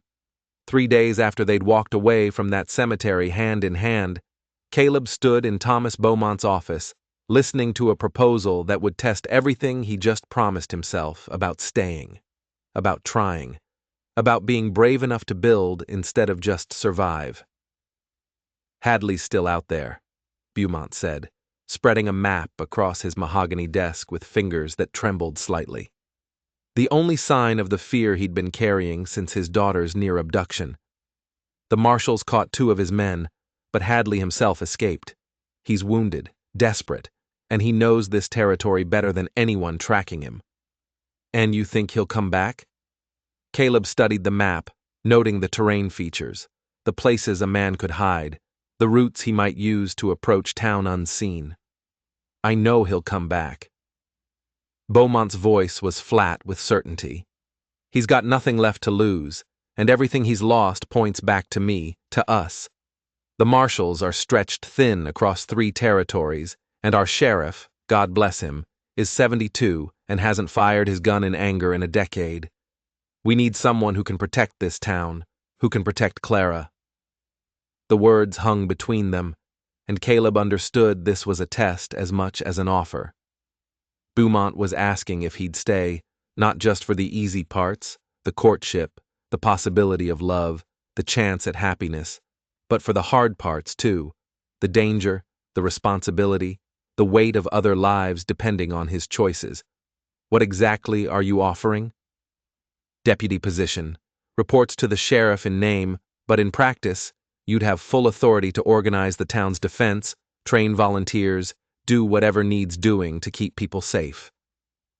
Beaumont named a salary that was more than fair, then added, "Plus room and board at the hotel, and the use of my stable for your horse. No contract, no obligation beyond the immediate threat. If you want to leave when this is over, you leave. No hard feelings. And if I want to stay," something flickered in Beaumont's eyes. Calculation, assessment, the measuring look of a father evaluating a potential suitor for his daughter. "Then we'll talk about more permanent arrangements. But let's deal with the present danger first, shall we?" Caleb extended his hand. "You've got yourself a deputy, Mr. Beaumont." The handshake was firm, sealing an agreement that felt like more than just employment. As Caleb turned to leave, Beaumont's voice stopped him at the door. "Whitlock, my daughter. She's all I have left in this world. Her mother died when Clara was 16, and I've built everything since then with the thought of leaving her something solid, something that would keep her safe and provided for." He paused, and when he spoke again, his voice was rough with emotion. "I see how she looks at you, how you look at her, and I won't pretend I'm not concerned about a gunfighter courting my daughter. But I also saw you keep her alive when most men would have run. That counts for something. I'm not going to hurt her, sir. You say that now, but life has a way of hurting people, whether they intend it or not." Beaumont met his eyes. "Just promise me you'll try. That's all any of us can do. Try our best and hope it's enough. I promise." And Caleb meant it with every scarred, damaged part of his heart. He found Clara an hour later at the construction site of the new schoolhouse her father was funding. her sleeves rolled up, arguing with the foreman about window placement. She'd discarded the fine dresses of the past few days in favor of practical work clothes, and there was sawdust in her hair and determination in her eyes. "The windows need to be higher," she was saying, gesturing at the framed walls. "If they're too low, the children will spend all their time looking outside instead of at their lessons. And we need better ventilation. This room will be unbearable in summer with 40 children packed in here." The foreman, a weathered man named Hicks, who'd probably been building things since before Clara was born, looked torn between irritation and admiration. "Miss Bowmont, with all respect, your father hired me to build this schoolhouse, and I've built 7 others just like it. They're fine the way they are. Fine isn't good enough. These children deserve better than fine." Clara caught sight of Caleb, and her expression softened, though the steel in her voice remained. "Mr. Hicks, we'll continue this discussion later. I need to speak with Mr. Whitlock." Hicks looked relieved to escape, tipping his hat to Caleb as he passed. "Good luck with that one. She's as stubborn as her father." "I heard that," Clara called after him, but she was smiling. When she turned to Caleb, the smile deepened. "You're wearing a badge." He looked down at the tin star pinned to his chest, still uncomfortable with its weight. "Your father made me deputy. Wants me to prepare the town in case Hadley comes back." The smile faded. "He will come back, won't he?" "Probably." There was no point in sugarcoating reality. Men like Hadley, when they've lost everything, they fixate on the thing they think caused that loss. Right now. That's you and your father. The marshals wounded him during the chase. We found blood on the trail, but not badly enough to stop him. He's out there somewhere, healing up, planning his next move. Clara moved closer, her hand finding his, and Caleb marveled at how natural the gesture had become in just a few days. "Are you afraid?" "Terrified," he admitted. "But not of Hadley. I'm afraid of failing, of letting him hurt you or your father or anyone else in this town, of proving that I'm not actually capable of protecting the things I care about. You saved me 3 times in as many days. Caleb, you're more than capable.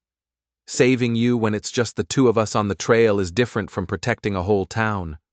This is bigger, more complex, more ways for things to go wrong." He squeezed her hand, drawing strength from the contact. "But I'm going to try. That's all I can promise. I'll try my best and hope it's enough. It will be." She said it with such certainty that he almost believed her. "Because you're not doing this alone. I'll help however I can." "Clara, don't." She cut him off with a look. "We've already had this conversation, remember? We're partners. That doesn't change just because the danger does. Tell me what you need." What he needed was for her to stay safe behind locked doors while he dealt with armed men intent on violence. But looking at her face, fierce and determined and absolutely unwilling to be sidelined, he knew that particular battle was already lost. So instead, he told her the truth.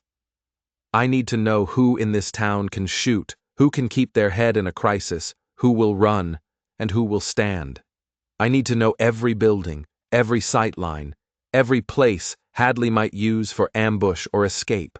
I need supplies, ammunition, medical provisions, extra rifles for volunteers, and I need," he hesitated, then continued, "I need you to teach me about the people here, the relationships, the grudges, the alliances, because if Hadley's smart, he won't come at us directly.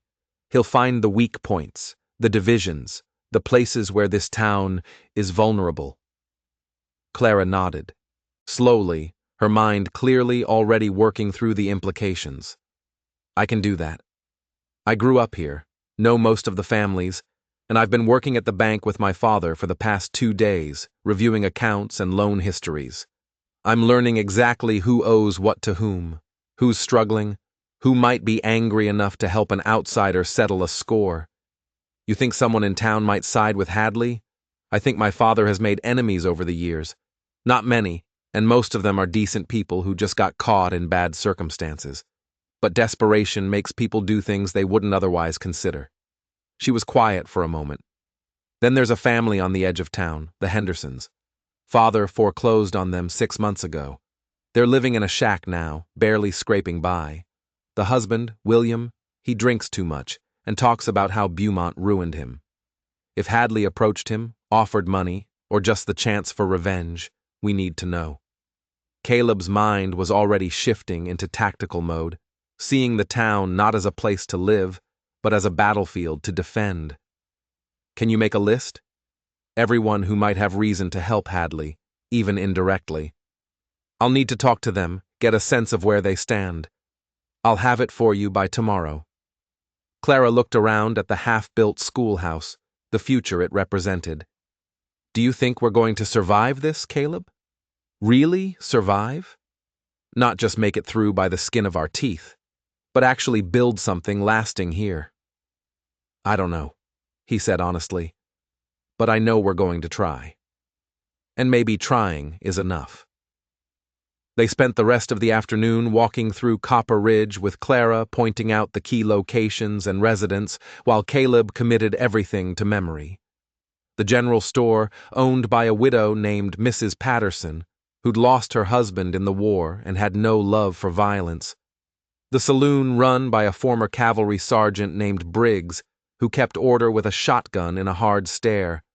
The livery stable managed by a freed slave named Samuel, who could shoot a rifle better than most men who'd carried one in combat. The church, where Reverend Morrison, Daniel's father, Claire explained quietly, preached forgiveness, but kept a Winchester behind the pulpit, because forgiveness didn't stop bullets.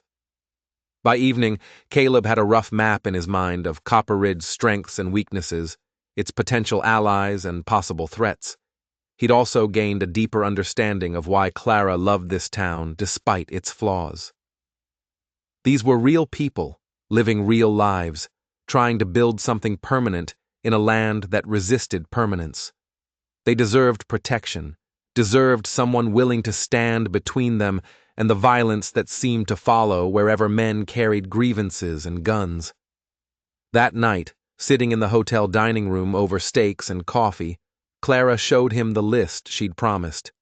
12 names, each with a brief notation about their circumstances and potential loyalty. The Hendersons, I mentioned, the Talbots. They lost their son in a bar fight that started over a gambling debt to my father. The Yates family. Fathers in jail in Denver for passing bad checks. Mothers struggling alone with 3 children. The Morgans. She paused, her expression troubled. Actually, scratch the Morgans. I talked to Elizabeth Morgan this afternoon. She's angry, yes, but she's also trying to rebuild. She wouldn't risk what little she has left on revenge. Caleb studied the list, committing each name to memory. I'll start talking to them tomorrow, quietly, just feeling out where they stand. If any of them are working with Hadley, I need to know before he makes his move. And if they are, then I'll deal with it, hopefully without violence.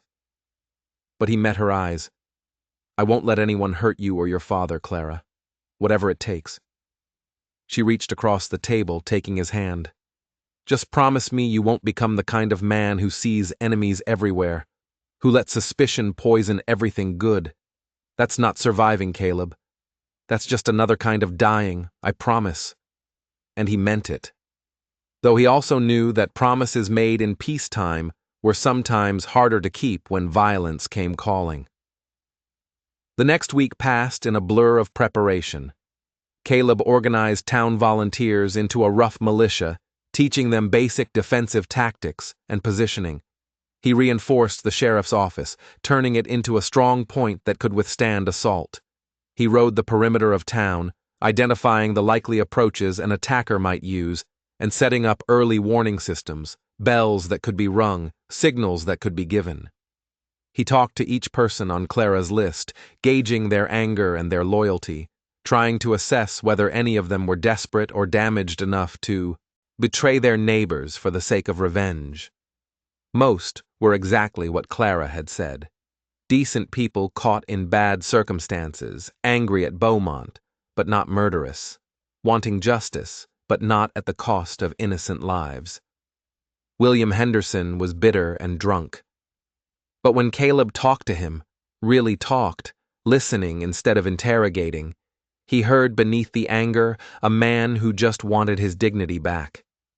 The Talbots grieved their son, but blamed the man who'd killed him, not the banker who sparked the argument. The Yates family was too focused on survival to worry about revenge. But there was one name that troubled Caleb, one conversation that left him uneasy, even though nothing specific was said. Jacob Winters owned a small ranch north of town, and he'd lost it to Beaumont's foreclosure 8 months ago. Unlike the others, Winters didn't seem angry. He was calm, almost pleasant when Caleb visited, offering coffee and talking about the weather and the price of cattle. But his eyes were cold, and there was something in the way he spoke about Beaumont, not rage, but something colder, more calculated, that set off every alarm Caleb had learned to trust during his years of staying alive by reading people. "He's going to be a problem," Caleb told Clara that night as they sat on the hotel porch watching the stars emerge.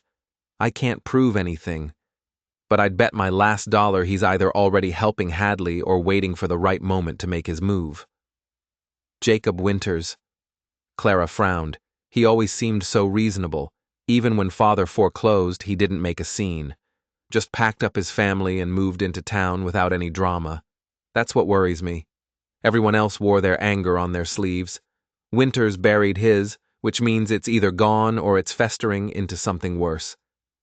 Caleb lit a cigarette, watching the smoke rise into the darkness. "I'm going to have the sheriff assign someone to watch him discreetly." "Do you really think Hadley's close?" "I know he is. I can feel it." He'd learned over the years to trust the crawling sensation between his shoulder blades. The instinct that said danger was near, even when no evidence supported it. He's been out there for 2 weeks now. That's long enough to heal, to plan, to find whoever he's going to use as inside help. It's almost time, Clara. Whatever's coming, it's coming soon. She moved closer, resting her head on his shoulder, and Caleb wrapped his arm around her, drawing comfort from her presence. In the 2 weeks since that kiss at the cemetery, they'd fallen into a relationship that felt both new and ancient, tentative in some ways, assured in others, always aware of the danger surrounding them, but refusing to let that danger dictate their lives.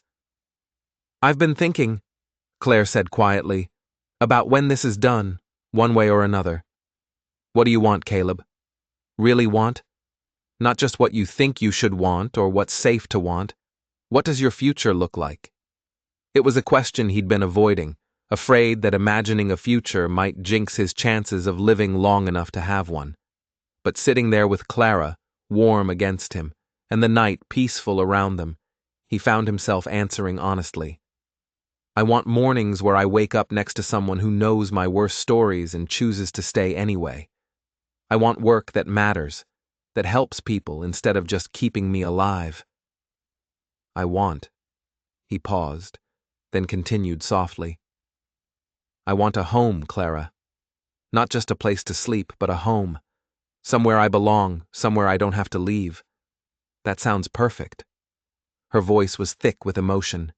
"And maybe that home could have a garden and a porch where we'd sit on summer evenings, and maybe eventually there'd be children running through it, filling it with noise and life. Is that what you want with you?" "Yes." She turned to look at him, her eyes shining in the lamplight from the hotel windows. "I know it's fast. I know we're probably supposed to court for a year or 2. Let society approve and my father investigate your prospects, but we've already faced death together, Caleb. We've already seen each other at our worst and our best. What more do we need to know?" "Nothing," he said, and kissed her, tasting the future on her lips. Coffee and possibility, and the brave, foolish hope that maybe this time, this love would be the one that lasted.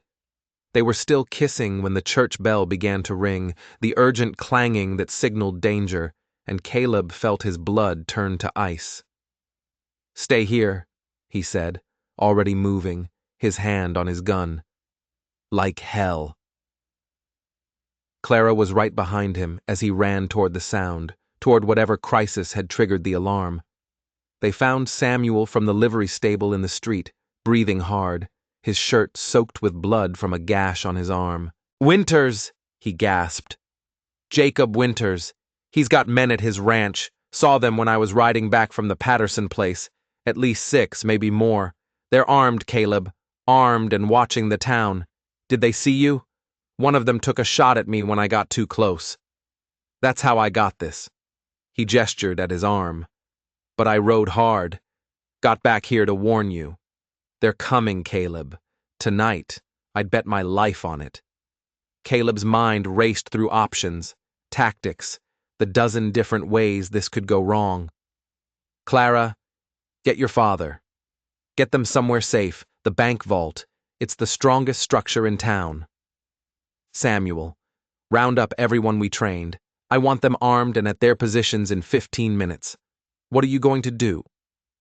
Claire's voice was steady, but he could hear the fear beneath it.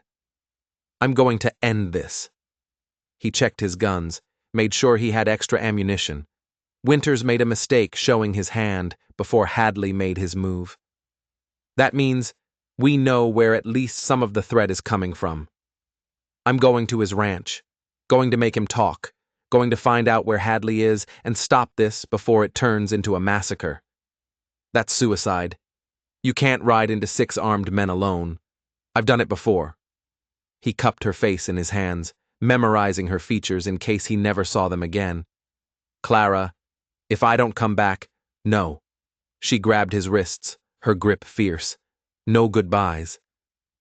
Remember, you're coming back because you promised me a future, and I'm holding you to that promise. Clara, I mean it, Caleb. You don't get to ride off to die heroically because that's not the agreement. The agreement is we both survive. We both build that future. We both get our happy ending. So you go do what you need to do, but you come back. You hear me? You come back." He kissed her hard, pouring everything he felt into that contact, love and fear and desperate hope. Then he pulled away, whistled for Ash, and swung into the saddle. "I'll come back," he promised, and prayed he could keep his word. The ride to Winter's ranch took 20 minutes through darkness broken only by starlight. Caleb approached from downwind, moving slowly, using every scrap of cover. He could see lights in the ranch house, shadows moving behind curtains. Samuel had been right. There were men here, armed men, waiting for something, waiting for Hadley's signal to attack. Caleb dismounted 100 yards out, leaving Ash ground tied in a stand of cottonwoods. He moved forward on foot, his rifle in his hands, every sense alert for centuries. He found the first one smoking behind the barn. A young man, nervous, probably hired for a few dollars and the promise of easy money. Caleb took him down silently, leaving him unconscious but alive, gagged and tied with rope from his saddle. The second sentry was more alert, positioned where he could watch both the house and the approach from town. Caleb had to circle wide, using a dry creek bed for cover before he could get close enough. When he moved, it was fast and brutal. A blow to the temple that dropped the man like a stone. 2 down. At least 4 more inside, plus Winters himself. Not good odds, but he'd faced worse. The ranch house had a back door that led into the kitchen. Caleb tried the handle, locked. He could kick it in, but that would alert everyone inside. Instead, he used his knife on the latch, working it carefully until he felt the mechanism give. The kitchen was dark and empty, smelling of old coffee and older secrets.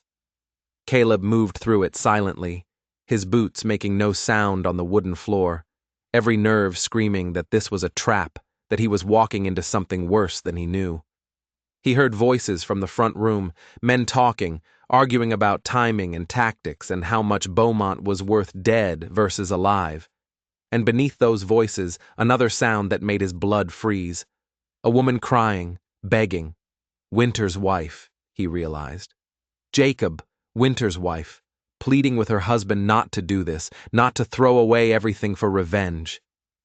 "It's already done, Margaret," Winter said, his voice cold and flat. "Bowmont took everything from us.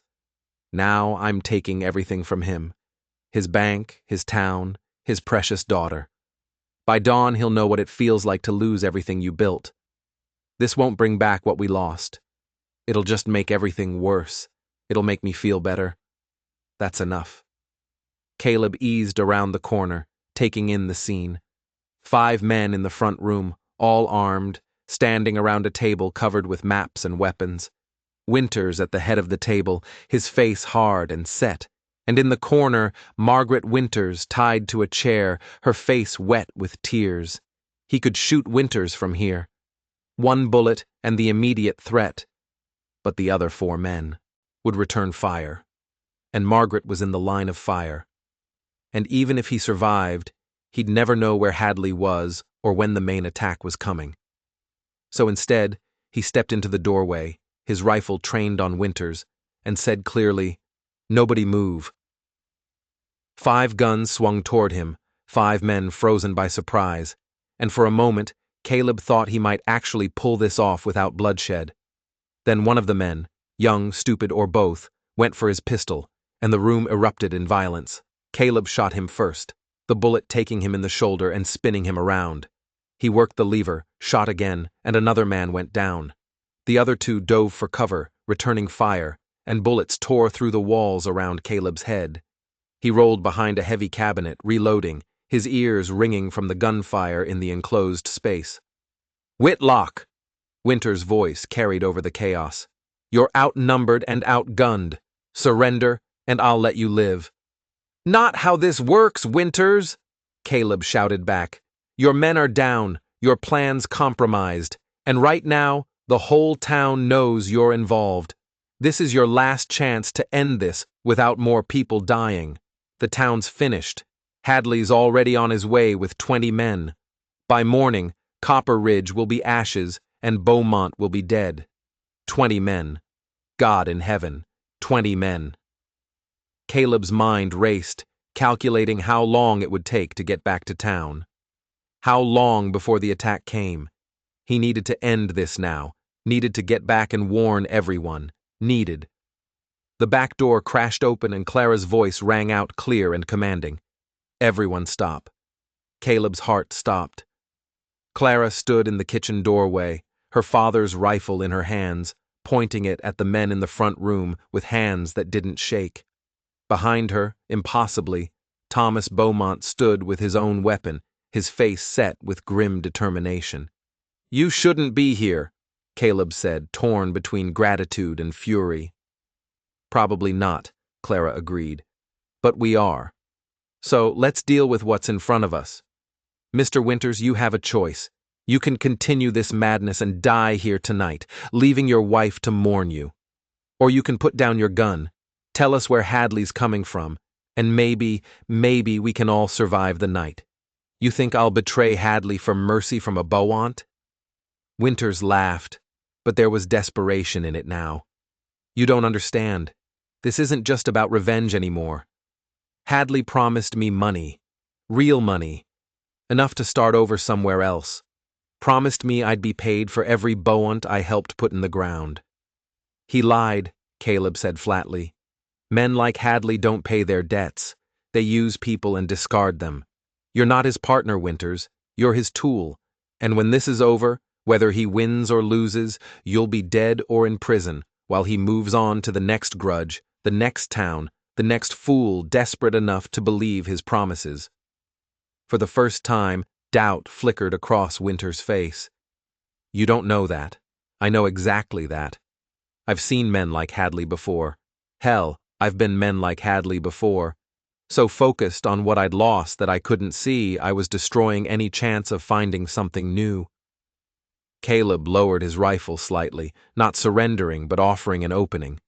"But I also learned that vengeance is just another word for slow suicide. You kill Bowmont, you burn this town, and then what? You think you'll feel better? You think that emptiness inside will fill up? It won't. It'll just get bigger, darker, until there's nothing left of the man you used to be." "He's right, Jacob." Margaret Winters's voice was soft but clear. "Please, I've already lost our home. Don't make me lose you too." The silence stretched like wire, pulled too tight, and Caleb could see Winters wavering, caught between the desire for revenge and the reality of its cost. Then, slowly, incredibly, Winters lowered his gun. "East approach," he said quietly. "Hadley's coming from the east through the canyon. He's got 20 men. Like I said, they'll hit just before dawn when the town's sleeping and the sentries are tired. He's planning to fire the buildings, draw everyone into the street, then cut them down from the hills. It's not about robbery anymore. It's about making Bowmont watch everything he built turn to ash." "How long do we have?" Bowmont asked, speaking for the first time since entering. 2 hours, maybe 3. Depends on whether they're riding now or waiting for first light. Winters looked at his wife, and there was such regret in his face that Caleb almost felt sorry for him. "I'm sorry, Margaret. I'm so damn sorry." "Tell that to the sheriff," Bowmont said coldly. "For now, you're going to help us save this town. Because if you think I'm going to show you mercy after you tried to murder my daughter, you're mistaken. But I will let you earn a chance at redemption. Help us stop Hadley. And maybe the judge will take that into account." They rode back to Copper Ridge at a gallop, Winters tied and riding between Caleb and Samuel, while Clara and her father led the way. Dawn was still hours away, but Caleb could feel time slipping through his fingers like water, each minute bringing them closer to violence. He wasn't sure they could survive. The town was awake and armed when they arrived. Every volunteer at their position, every rifle loaded and ready. Caleb gathered them quickly, sketching out Hadley's plan and their response.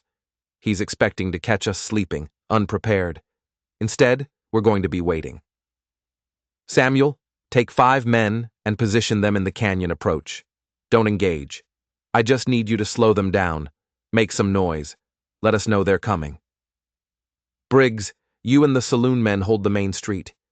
Mrs. Patterson, I need you and anyone who can't shoot to get the children and elderly into the church basement. It's stone. It'll survive fire. Reverend Morrison, I'm sorry, but I need that Winchester of yours." "Already loaded," the Reverend said grimly. "The Lord may preach forgiveness, but he also understands justice." Caleb turned to Bowmont. "Sir, I need you in the bank. It's the strongest position, best sight lines, and Hadley will come for you eventually. When he does, I want you somewhere we can defend. What about Clara? I want her safe. I want her as far from the fighting as possible." But even as he said it, Caleb knew it was futile. Clara stood beside him, her father's rifle still in her hands, her jaw set with the same stubborn determination he'd seen when she'd refused to leave him behind during the ambush. "Not happening," she confirmed. "I stay with you. We're partners, remember? We both survive or neither of us does. Clara, I can shoot, I can reload, and I can watch your back. Those are 3 things you're going to need when 20 armed men come riding into town." She met his eyes. "Stop trying to protect me and let me help you protect everyone else."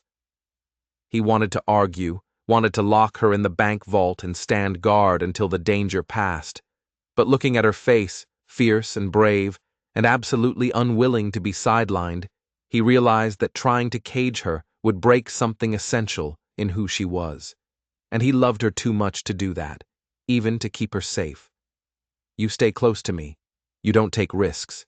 And if I tell you to run, you run. Those are the conditions. Agreed." She stepped closer, kissing him quickly. "Now, let's go save our town." The next 2 hours passed in tense preparation and tenser waiting.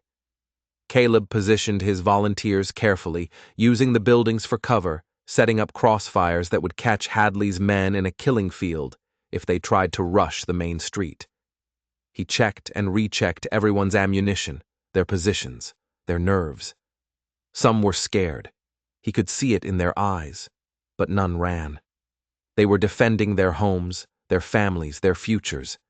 That gave them strength that mercenaries and hired guns could never match. Clara stayed beside him through it all, helping where she could, offering encouragement, steady and calm, in a way that made others braver just by her presence. Watching her move through the preparations, Caleb felt his heart clench with love and fear in equal measure. She was everything he'd thought he'd lost forever: hope and kindness, and the belief that tomorrow could be better than today. And now she was standing in harm's way because of choices he'd made, because he'd agreed to protect her and brought her into a war that might destroy them both. "Stop it," she said quietly, reading his face as easily as she read his heart. "Stop blaming yourself for things that haven't happened yet. We're here because we choose to be here, Caleb. Both of us. Whatever comes, we face it together." Before he could respond, Samuel came riding hard from the east, his horse lathered and his face urgent. "They're coming. Hadley's men may be 15 minutes out.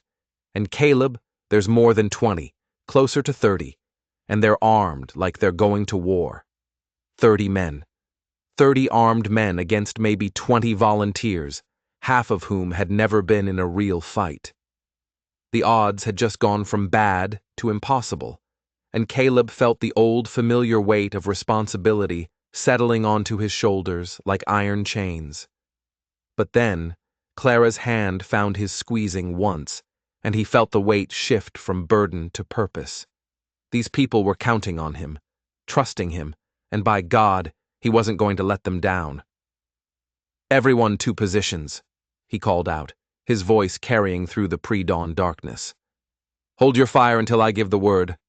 Make every shot count, and remember, you're not just fighting for yourselves, you're fighting for every person in this town who can't fight. Make them proud." A ragged cheer went up from the volunteers, and Caleb saw their fear transform into determination.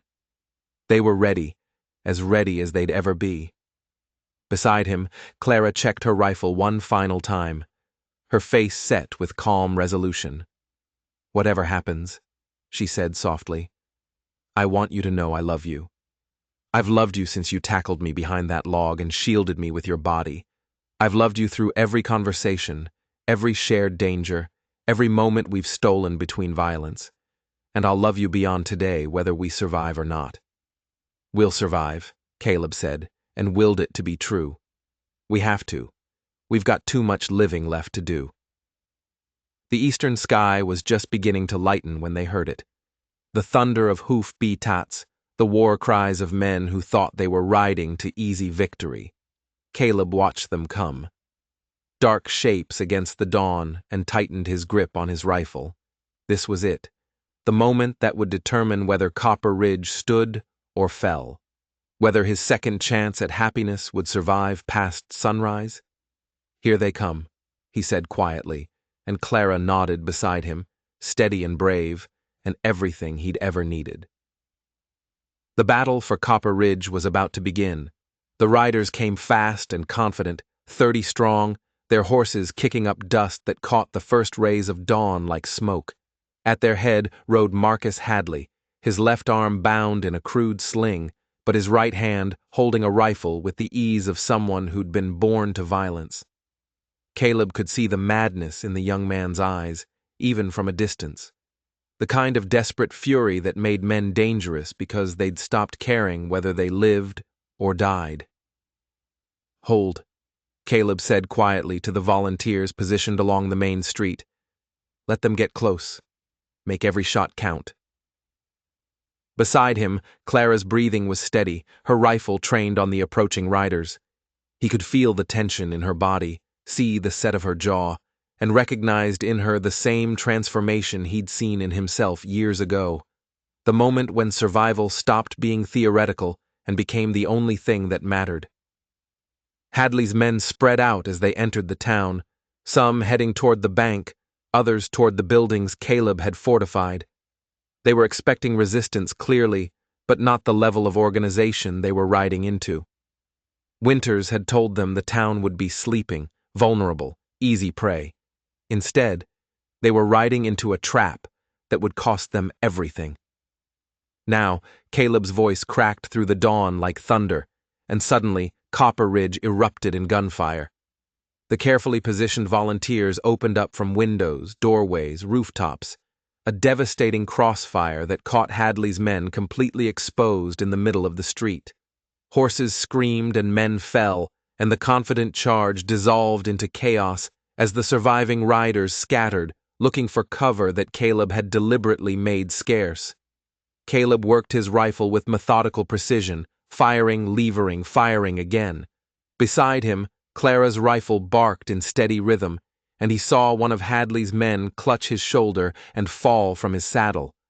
She didn't celebrate, didn't even pause, just levered another round and found her next target. 3 days ago, she'd been a banker's daughter, arriving on a stagecoach. Now she was a woman fighting for her home, and the transformation filled Caleb with equal parts pride and terror. The initial volley had dropped at least 8 men and scattered the rest. But Hadley's gang wasn't beaten. They regrouped behind cover, wagons, water troughs, the corners of buildings, and began returning fire with discipline that spoke of military training. Bullets tore through wood and shattered windows, and Caleb heard someone cry out as they were hit. "Medical station!" he shouted.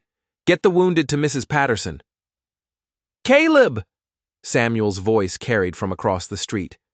"They're trying to flank us, coming up through the alley behind the mercantile." Caleb turned to Clara. "Stay here. Keep firing. Keep their heads down. Don't let them advance. Where are you going to stop that flanking maneuver before it splits our defense?" He was already moving, staying low, using every scrap of cover. Behind him, he heard Clara's rifle continue its steady rhythm, and he sent up a prayer to whatever God might be listening that she'd still be alive when this was over.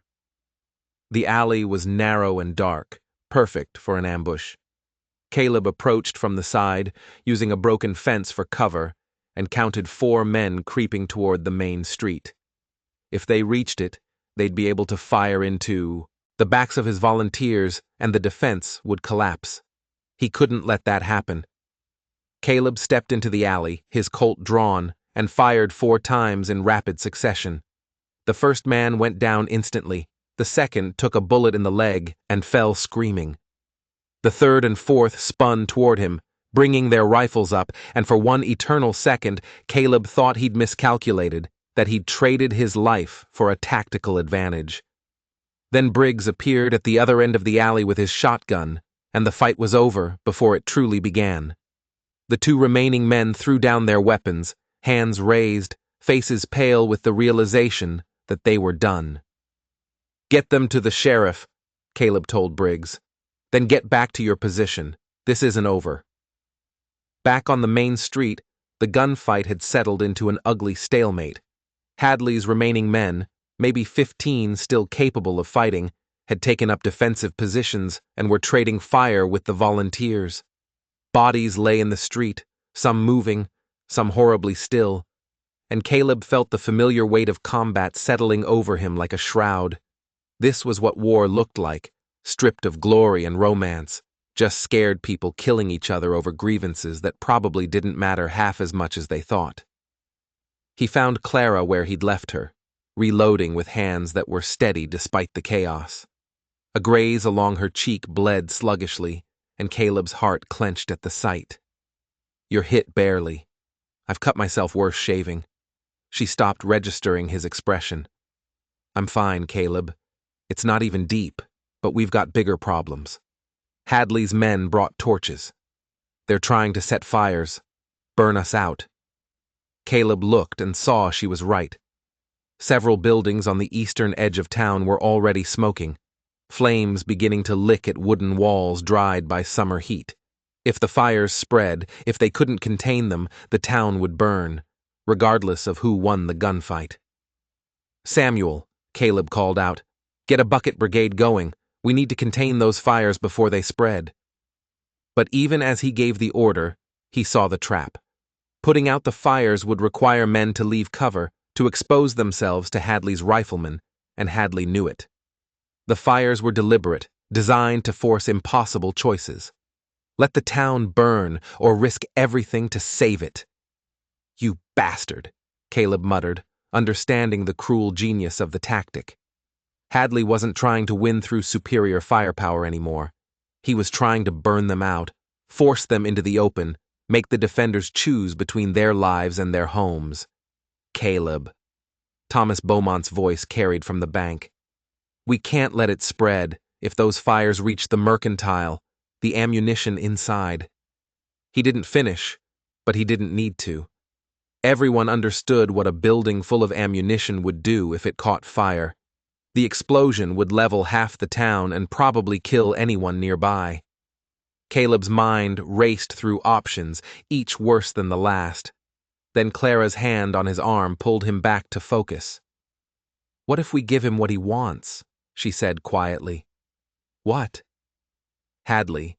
He's not here for the town. Not really. He's here for my father, for revenge against the Beaumonts. Her voice was steady, but her eyes were troubled.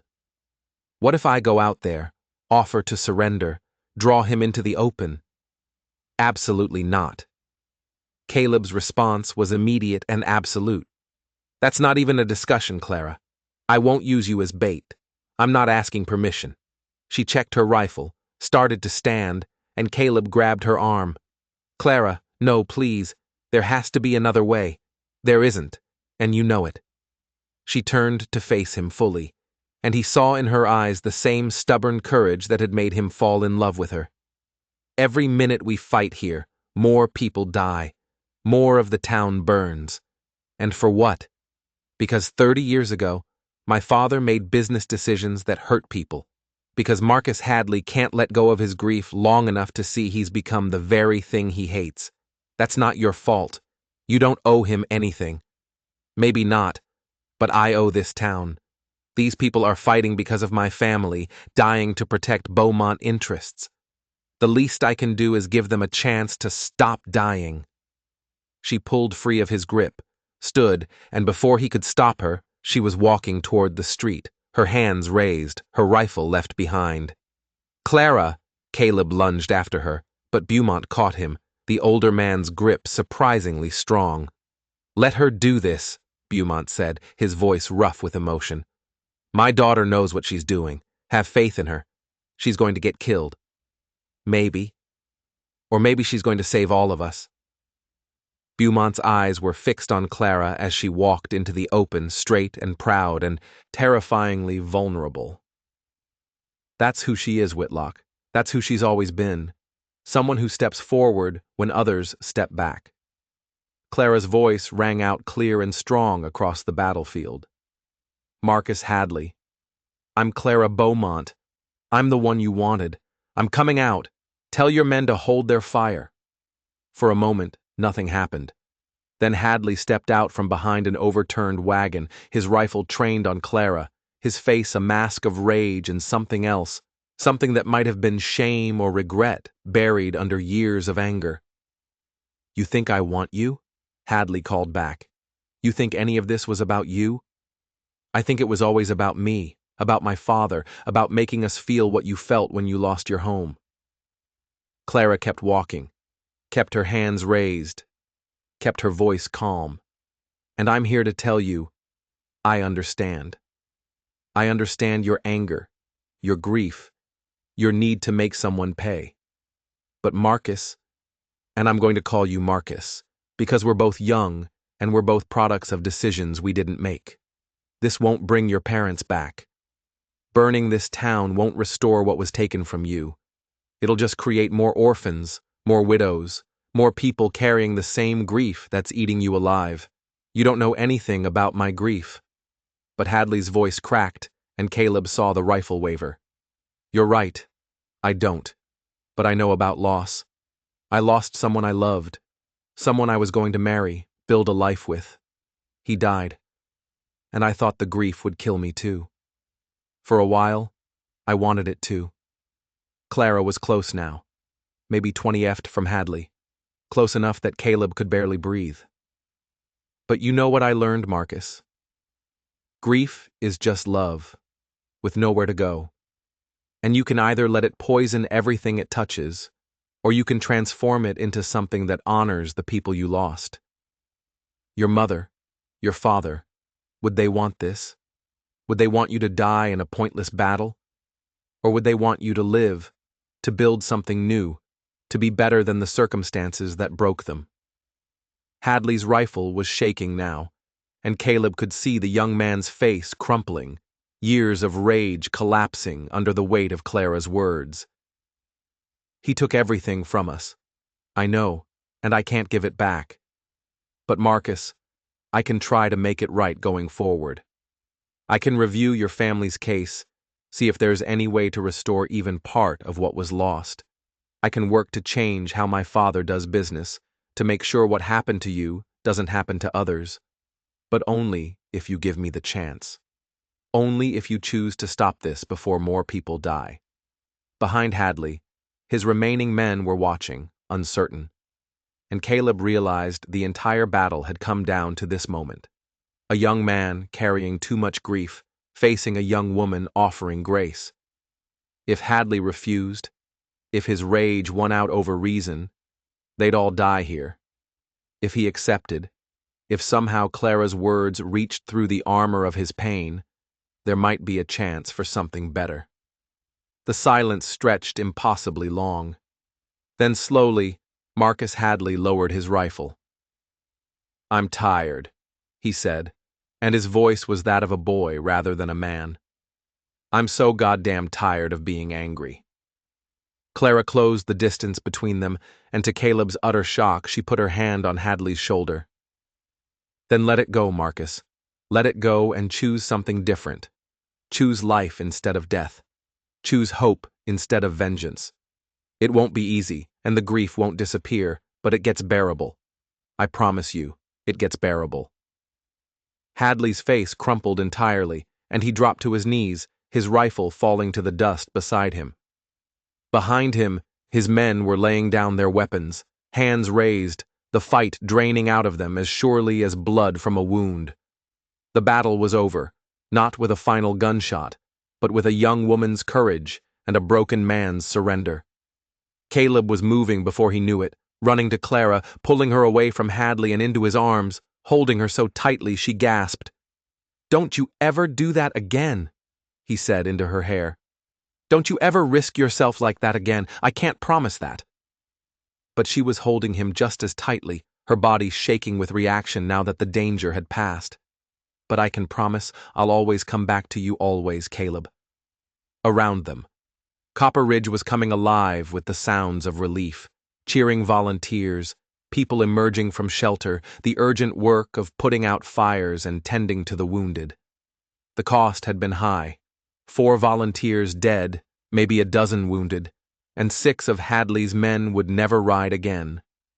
But the town had survived, and with survival came the chance to rebuild, to do better, to learn from the violence and choose a different path forward. The Federal. Marshals arrived 2 hours later, drawn by the smoke and gunfire, and they took Hadley and his surviving men into custody. But before they led him away, Hadley looked at Clara one more time. "Did you mean it about reviewing my family's case?" "I meant every word." Clara's voice was firm. "I can't promise I can fix everything, Marcus, but I promise I'll try, and I promise that whether you're in prison or free, someone will be working to make sure what happened to your family doesn't happen to others." Hadley nodded, something like peace settling over his features. "Thank you, Miss Bowmont. And I'm sorry for all of it." "So am I," Claire said quietly. "So am I." The next few days passed in a blur of recovery and rebuilding. The fires had damaged several buildings, but nothing that couldn't be repaired. The wounded were tended to. The dead were mourned and buried. And slowly, Copper Ridge began to knit itself back together. Caleb worked alongside the volunteers, helping repair what had been damaged, and found himself welcomed not as an outsider or a hired gun, but as one of them, someone who'd stood when it mattered, who'd bled for the same dirt they called home. On the 4th day after the battle, Thomas Bowmont summoned him to the bank. Caleb went expecting a payment, a thank you, maybe an offer of more temporary work. What he got instead was something entirely different. "I've been reviewing my business practices," Bowmont said without preamble, looking at them through my daughter's eyes, trying to see what she sees. "And I don't much like what I've found. I've been so focused on profit, on building something that would last, that I forgot who I was building it for. I forgot that people matter more than properties. He pulled out a folder, spread papers across his desk. These are loan modifications, revised terms for everyone I've foreclosed on in the past 3 years, including the Hadley Ranch. I'm offering them a chance to buy back their properties at fair market value with payment terms they can actually meet. It won't undo the damage, but it's a start. That's good, Caleb said, uncertain where this was going. It is, but it's not enough. Bowmont looked at him directly. I need someone to oversee these modifications, to work with the families, to make sure the new terms are fair and enforced. Someone who understands both sides, the business realities and the human costs. Someone these people will trust, because he's proven he cares more about doing right than getting rich. You're offering me a job.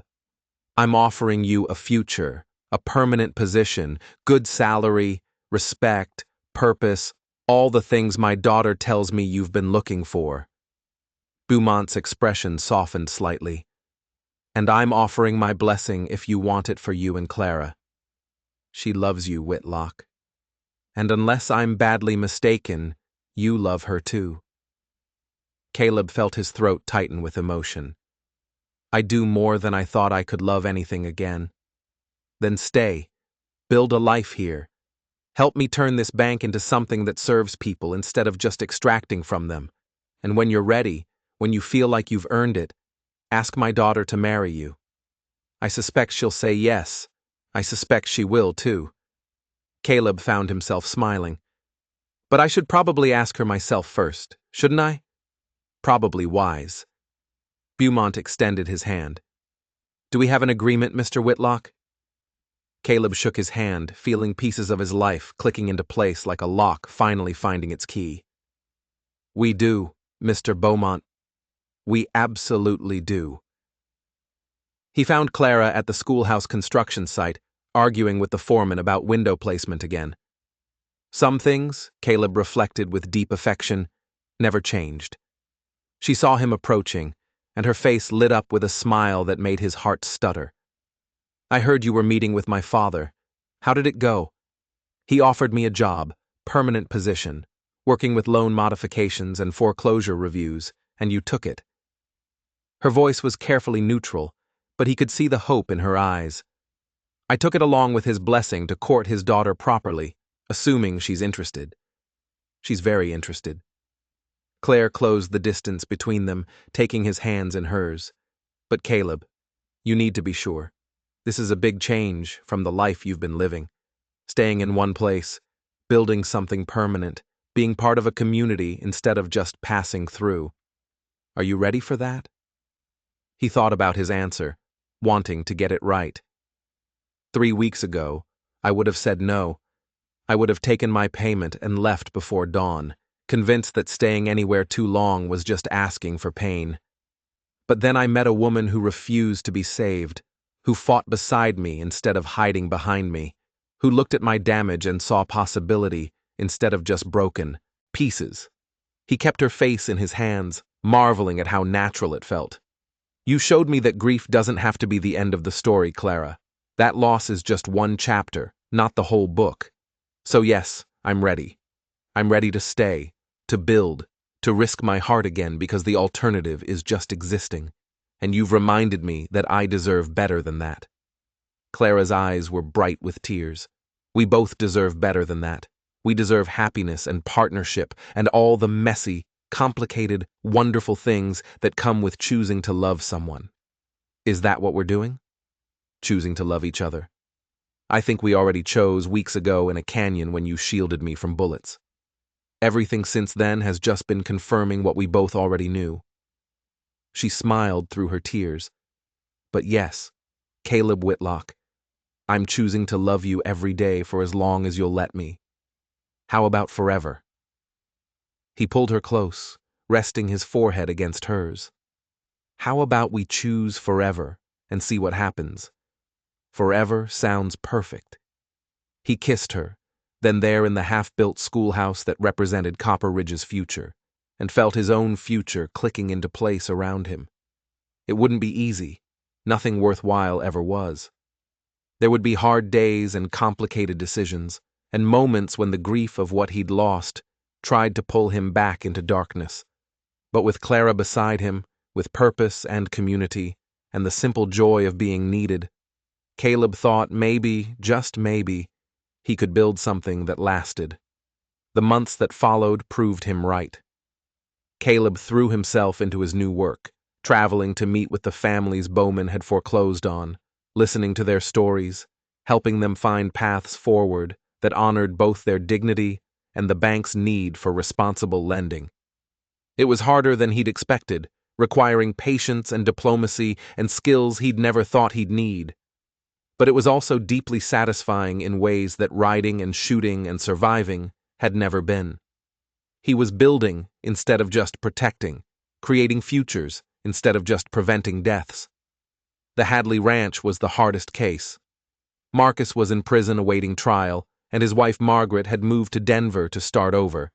But they were cousins, extended family, people who'd worked that land for generations and had nowhere else to go. Caleb spent weeks negotiating new terms, finding investors, restructuring the debt until there was a path, narrow and difficult, but real, for the Hadley Ranch to become productive again under new management. It wouldn't erase what had happened, but it honored the land and the people who'd loved it. When Marcus Hadley's trial came, Caleb and Clara both testified, not to excuse his actions, but to explain the circumstances that had led to them. The judge sentenced him to 5 years with the possibility of parole after 3 if he demonstrated genuine rehabilitation. It was more mercy than most expected, and less than some thought he deserved. But it felt right. Justice, Caleb was learning, wasn't always about punishment. Sometimes it was about finding a way forward that acknowledged harm while still allowing for redemption. Through it all, Clara was beside him. Sometimes literally when cases required her father's authority, but more often as a partner in the larger work of transforming how Bowmont Bank did business. She pushed for more flexible terms for considering circumstances rather than just numbers, for treating borrowers as people rather than assets. Thomas Bowmont resisted at first his old habits and fears, pushing back against change. But gradually, as he saw the results, families rebuilding, the community growing stronger, the bank's reputation improving, he began to understand what his daughter had been trying to tell him all along. Profit and compassion weren't opposites. Done right, they reinforced each other. By the time autumn arrived, painting the mountains in shades of gold and crimson, Caleb had become as much a part of Copper Ridge as the bank or the church or the mountains themselves. He knew everyone's names, their stories, their struggles. He attended the town meetings, helped with the harvest festival, even stood as godfather when Samuel's wife had a baby girl they named Hope. It was the kind of life he'd never thought he'd have again. Ordinary and extraordinary in equal measure, filled with the small joys and small sorrows that made up actual living, rather than just surviving. On a clear October evening, with the first snow already dusting the high peaks, Caleb took Clara on a ride to a place he'd been preparing for weeks. It was a piece of land about a mile outside town on a gentle hillside with views of the valley and the mountains beyond. He'd bought it with his savings and started building, just a small cabin, nothing fancy, but solid and well-made and positioned to catch both sunrise and sunset. "What is this?" Claire asked as they dismounted, looking at the cabin with wonder. "It's a home, or it will be when it's finished. I've been working on it in my spare time, trying to get it ready before winter." He took her hand, led her to the porch he'd built with his own hands. "I wanted to have something to offer you, Clara. Something more than just promises and possibility. A real place, a real future, somewhere we could build a life together." "Caleb." Her voice was thick with emotion. "Let me finish." He knelt, pulling out a ring he'd had made by the town jeweler. Simple gold with a small emerald that matched her eyes. "I know I'm not what your father probably envisioned for you. I'm older, damaged in ways that will probably never fully heal, haunted by ghosts that won't ever completely disappear. But Clara, you've made me believe that damage doesn't mean broken, that haunted doesn't mean hopeless. You've given me back my life, and I want to spend the rest of it loving you, supporting you, being the partner you deserve. He held up the ring, his hand steady, despite the emotion threatening to overwhelm him. Clara Bowmont, will you marry me? She was crying openly now, tears streaming down her face, but she was also smiling wider than he'd ever seen. Yes, yes, 1,000 times, yes. She pulled him up, kissing him fiercely, laughing through her tears. You fool, you beautiful fool, of course I'll marry you. Did you really think there was any other answer? I hoped, but hoping and knowing are different things. Then, know this. I love you, Caleb Whitlock. I love your strength and your vulnerability, your courage and your caution, your past and your future. I love all of you, and I want to spend my life showing you exactly how much. She held out her hand, and he slipped the ring onto her finger, where it caught the evening light and seemed to glow. When? Whenever you want. Tomorrow, next month, next spring. I just want it to be soon, because every day we're not married feels like a day wasted. Spring, Claire decided. Let's do spring. When everything's new and growing, we'll get married under the apple trees in my father's garden, with the whole town watching. And then we'll come here to this beautiful home you've built, and we'll start our forever. They sat on the porch as the sun set, planning their future in the way of people who'd learned not to take tomorrow for granted. They talked about this cabin, about what furniture they'd need and how they'd arrange it. They talked about work, about the families they were helping, and the changes still needed. They talked about children, maybe 2 or 3, maybe more, filling the cabin with noise and life and the messy joy of family. They talked about growing old together, about sitting on the same porch 40 years from now, watching their grandchildren play in the valley below. It was the kind of conversation that would have been impossible for Caleb 6 months ago, before a stagecoach arrived in Willow Creek carrying a banker's daughter who refused to be just cargo, before ambushes and battles, and a woman who'd seen his damage and called it potential. Before Clara had taken his hand and led him back to the land of the living. Winter came early that year, blanketing Copper Ridge and snow that transformed the rough frontier town into something almost magical. Caleb spent the cold months finishing the cabin, often with Clara beside him, both of them working to turn a structure into a home. They filled it with furniture made by the town carpenter, with quilts sewn by Mrs. Patterson, with books from Clara's collection, and guns from Caleb's. It was a strange mixture of refinement and frontier practicality, and it was perfect. The wedding took place in April under apple trees in full bloom that scattered petals like snow across the garden. The whole town attended along with the marshals who'd helped save them, Jacob Winters and his wife Margaret, both working to rebuild their lives after the trial. And even Marcus Hadley, brought from prison for the day under guard, given permission by the judge to witness the marriage of the woman who'd saved his life by refusing to see him as just his worst moment. Reverend Morrison performed the ceremony, his voice steady as he spoke about love and redemption, about how the greatest act of courage was choosing to risk your heart again after it had been broken. Clara wore a simple white dress that made her look like spring itself, and Caleb wore the best suit he'd ever owned, feeling uncomfortable and nervous and happier than he'd ever thought possible.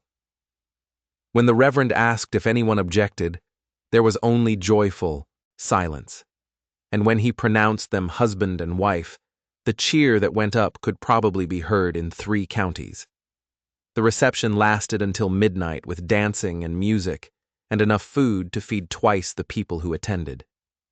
Caleb danced with his wife under lanterns strung through the apple trees, holding her close and marveling at the simple fact that this was his life now. Not borrowed time, not temporary refuge, but actual living with a future that stretched out before them bright with possibility. Later, much later, they rode to their cabin under a moon so bright it cast shadows, and Ash, patient, loyal Ash, knew the way without guidance. They spent their first night as husband and wife in the home they'd built together. And when Caleb woke the next morning to find Clara sleeping beside him, sunlight streaming through windows he'd framed himself, he felt something he hadn't felt in 8 years. Peace. Not the absence of pain or grief or memory. Those would always be part of him, written into his bones and his history. But peace in knowing that pain wasn't the whole story, that grief could coexist with joy, that memory could honor the past while still embracing the future. The years that followed were good ones, marked not by dramatic events, but by the steady accumulation of ordinary moments that made up an extraordinary life. Caleb continued his work with the bank, helping families find stable footing.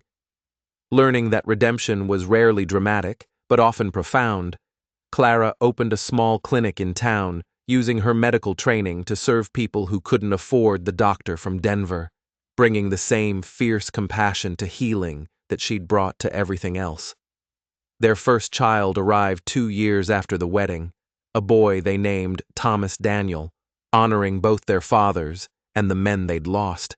He was followed by a daughter 3 years later, Sarah Elizabeth, carrying forward the memory of loves that had ended but never faded, and then another boy and another girl, until their cabin was bursting with life and noise and the beautiful chaos of family. Thomas Bowmont lived long enough to see 3 of his grandchildren born, to watch his daughter and son-in-law transform his bank from an institution that extracted wealth into one that built community. He died peacefully in his sleep at 78. And at his funeral, half the town came to pay respects, not just to the banker who'd employed them, but to the man who'd learned late but genuinely that people mattered more than profit. Marcus Hadley was released after 4 years, having earned early parole through good behavior and genuine rehabilitation. He didn't return to Copper Ridge. The memories were too painful, the associations too complicated. But he wrote to Clara occasionally letters that spoke of a man trying to build something new from the ashes of what he'd lost. He married eventually, had children, became a carpenter in Montana. He named his first daughter Clara, and when she asked why, he told her it was after someone who'd shown him that mercy wasn't weakness, and that choosing life over death was the bravest thing a person could do. The schoolhouse Clara had fought so hard to perfect became one of the finest in the territory, its high windows and good ventilation exactly as she'd envisioned. She served on its board for 20 years, ensuring that every child in Copper Ridge, regardless of their parents' ability to pay, received an education. The building still stands today, a testament to the power of one stubborn woman refusing to accept that fine was good enough. And Caleb Whitlock, the man who'd once believed he was too broken to deserve happiness, lived to see his children grow and marry and have children of their own. He lived to see Copper Ridge transform from a rough frontier town into a proper city with streets and schools and a future bright with possibility. He lived to sit on his porch with his wife of 37 years, watching the sunset paint the mountains in shades of gold, and know with absolute certainty that he'd made the right choice all those years ago when a banker's daughter had asked him to try. On his 71st birthday, surrounded by children and grandchildren and what felt like half of Copper Ridge, someone asked Caleb what the secret to a good life was. He thought about it for a moment, his eyes finding Clara's across the crowded room, and smiled. "There's no secret," he said. "Just show up when it matters. Stand for the people who can't stand for themselves. And when someone offers you a second chance at happiness, be brave enough to take it. The rest is just details." Clara caught his eye then, and he saw in her face the same love that had sustained them through decades of joy and sorrow, triumph and struggle, all the beautiful complexity of a life fully lived. She smiled, and he smiled back. And in that moment, he understood that love wasn't about dramatic gestures or perfect moments. It was about choosing every single day to stand beside someone through whatever came. It was about building something together that was stronger than what either could build alone. It was about refusing to let fear or loss or grief dictate your future. Choosing instead to risk your heart on the radical possibility that tomorrow might be better than yesterday. Caleb Whitlock had sworn he'd never love again. But then a woman with green eyes and stubborn courage had ambushed his carefully guarded heart, and he'd surrendered without a fight. Looking back from the vantage point of a life well lived, he couldn't imagine a better defeat. Some battles he'd learned you won by losing, and some surrenders were just the beginning of victory. The cowboy who'd sworn he'd never love again had fallen anyway, spectacularly and permanently, and spent the rest of his days grateful for the ambush that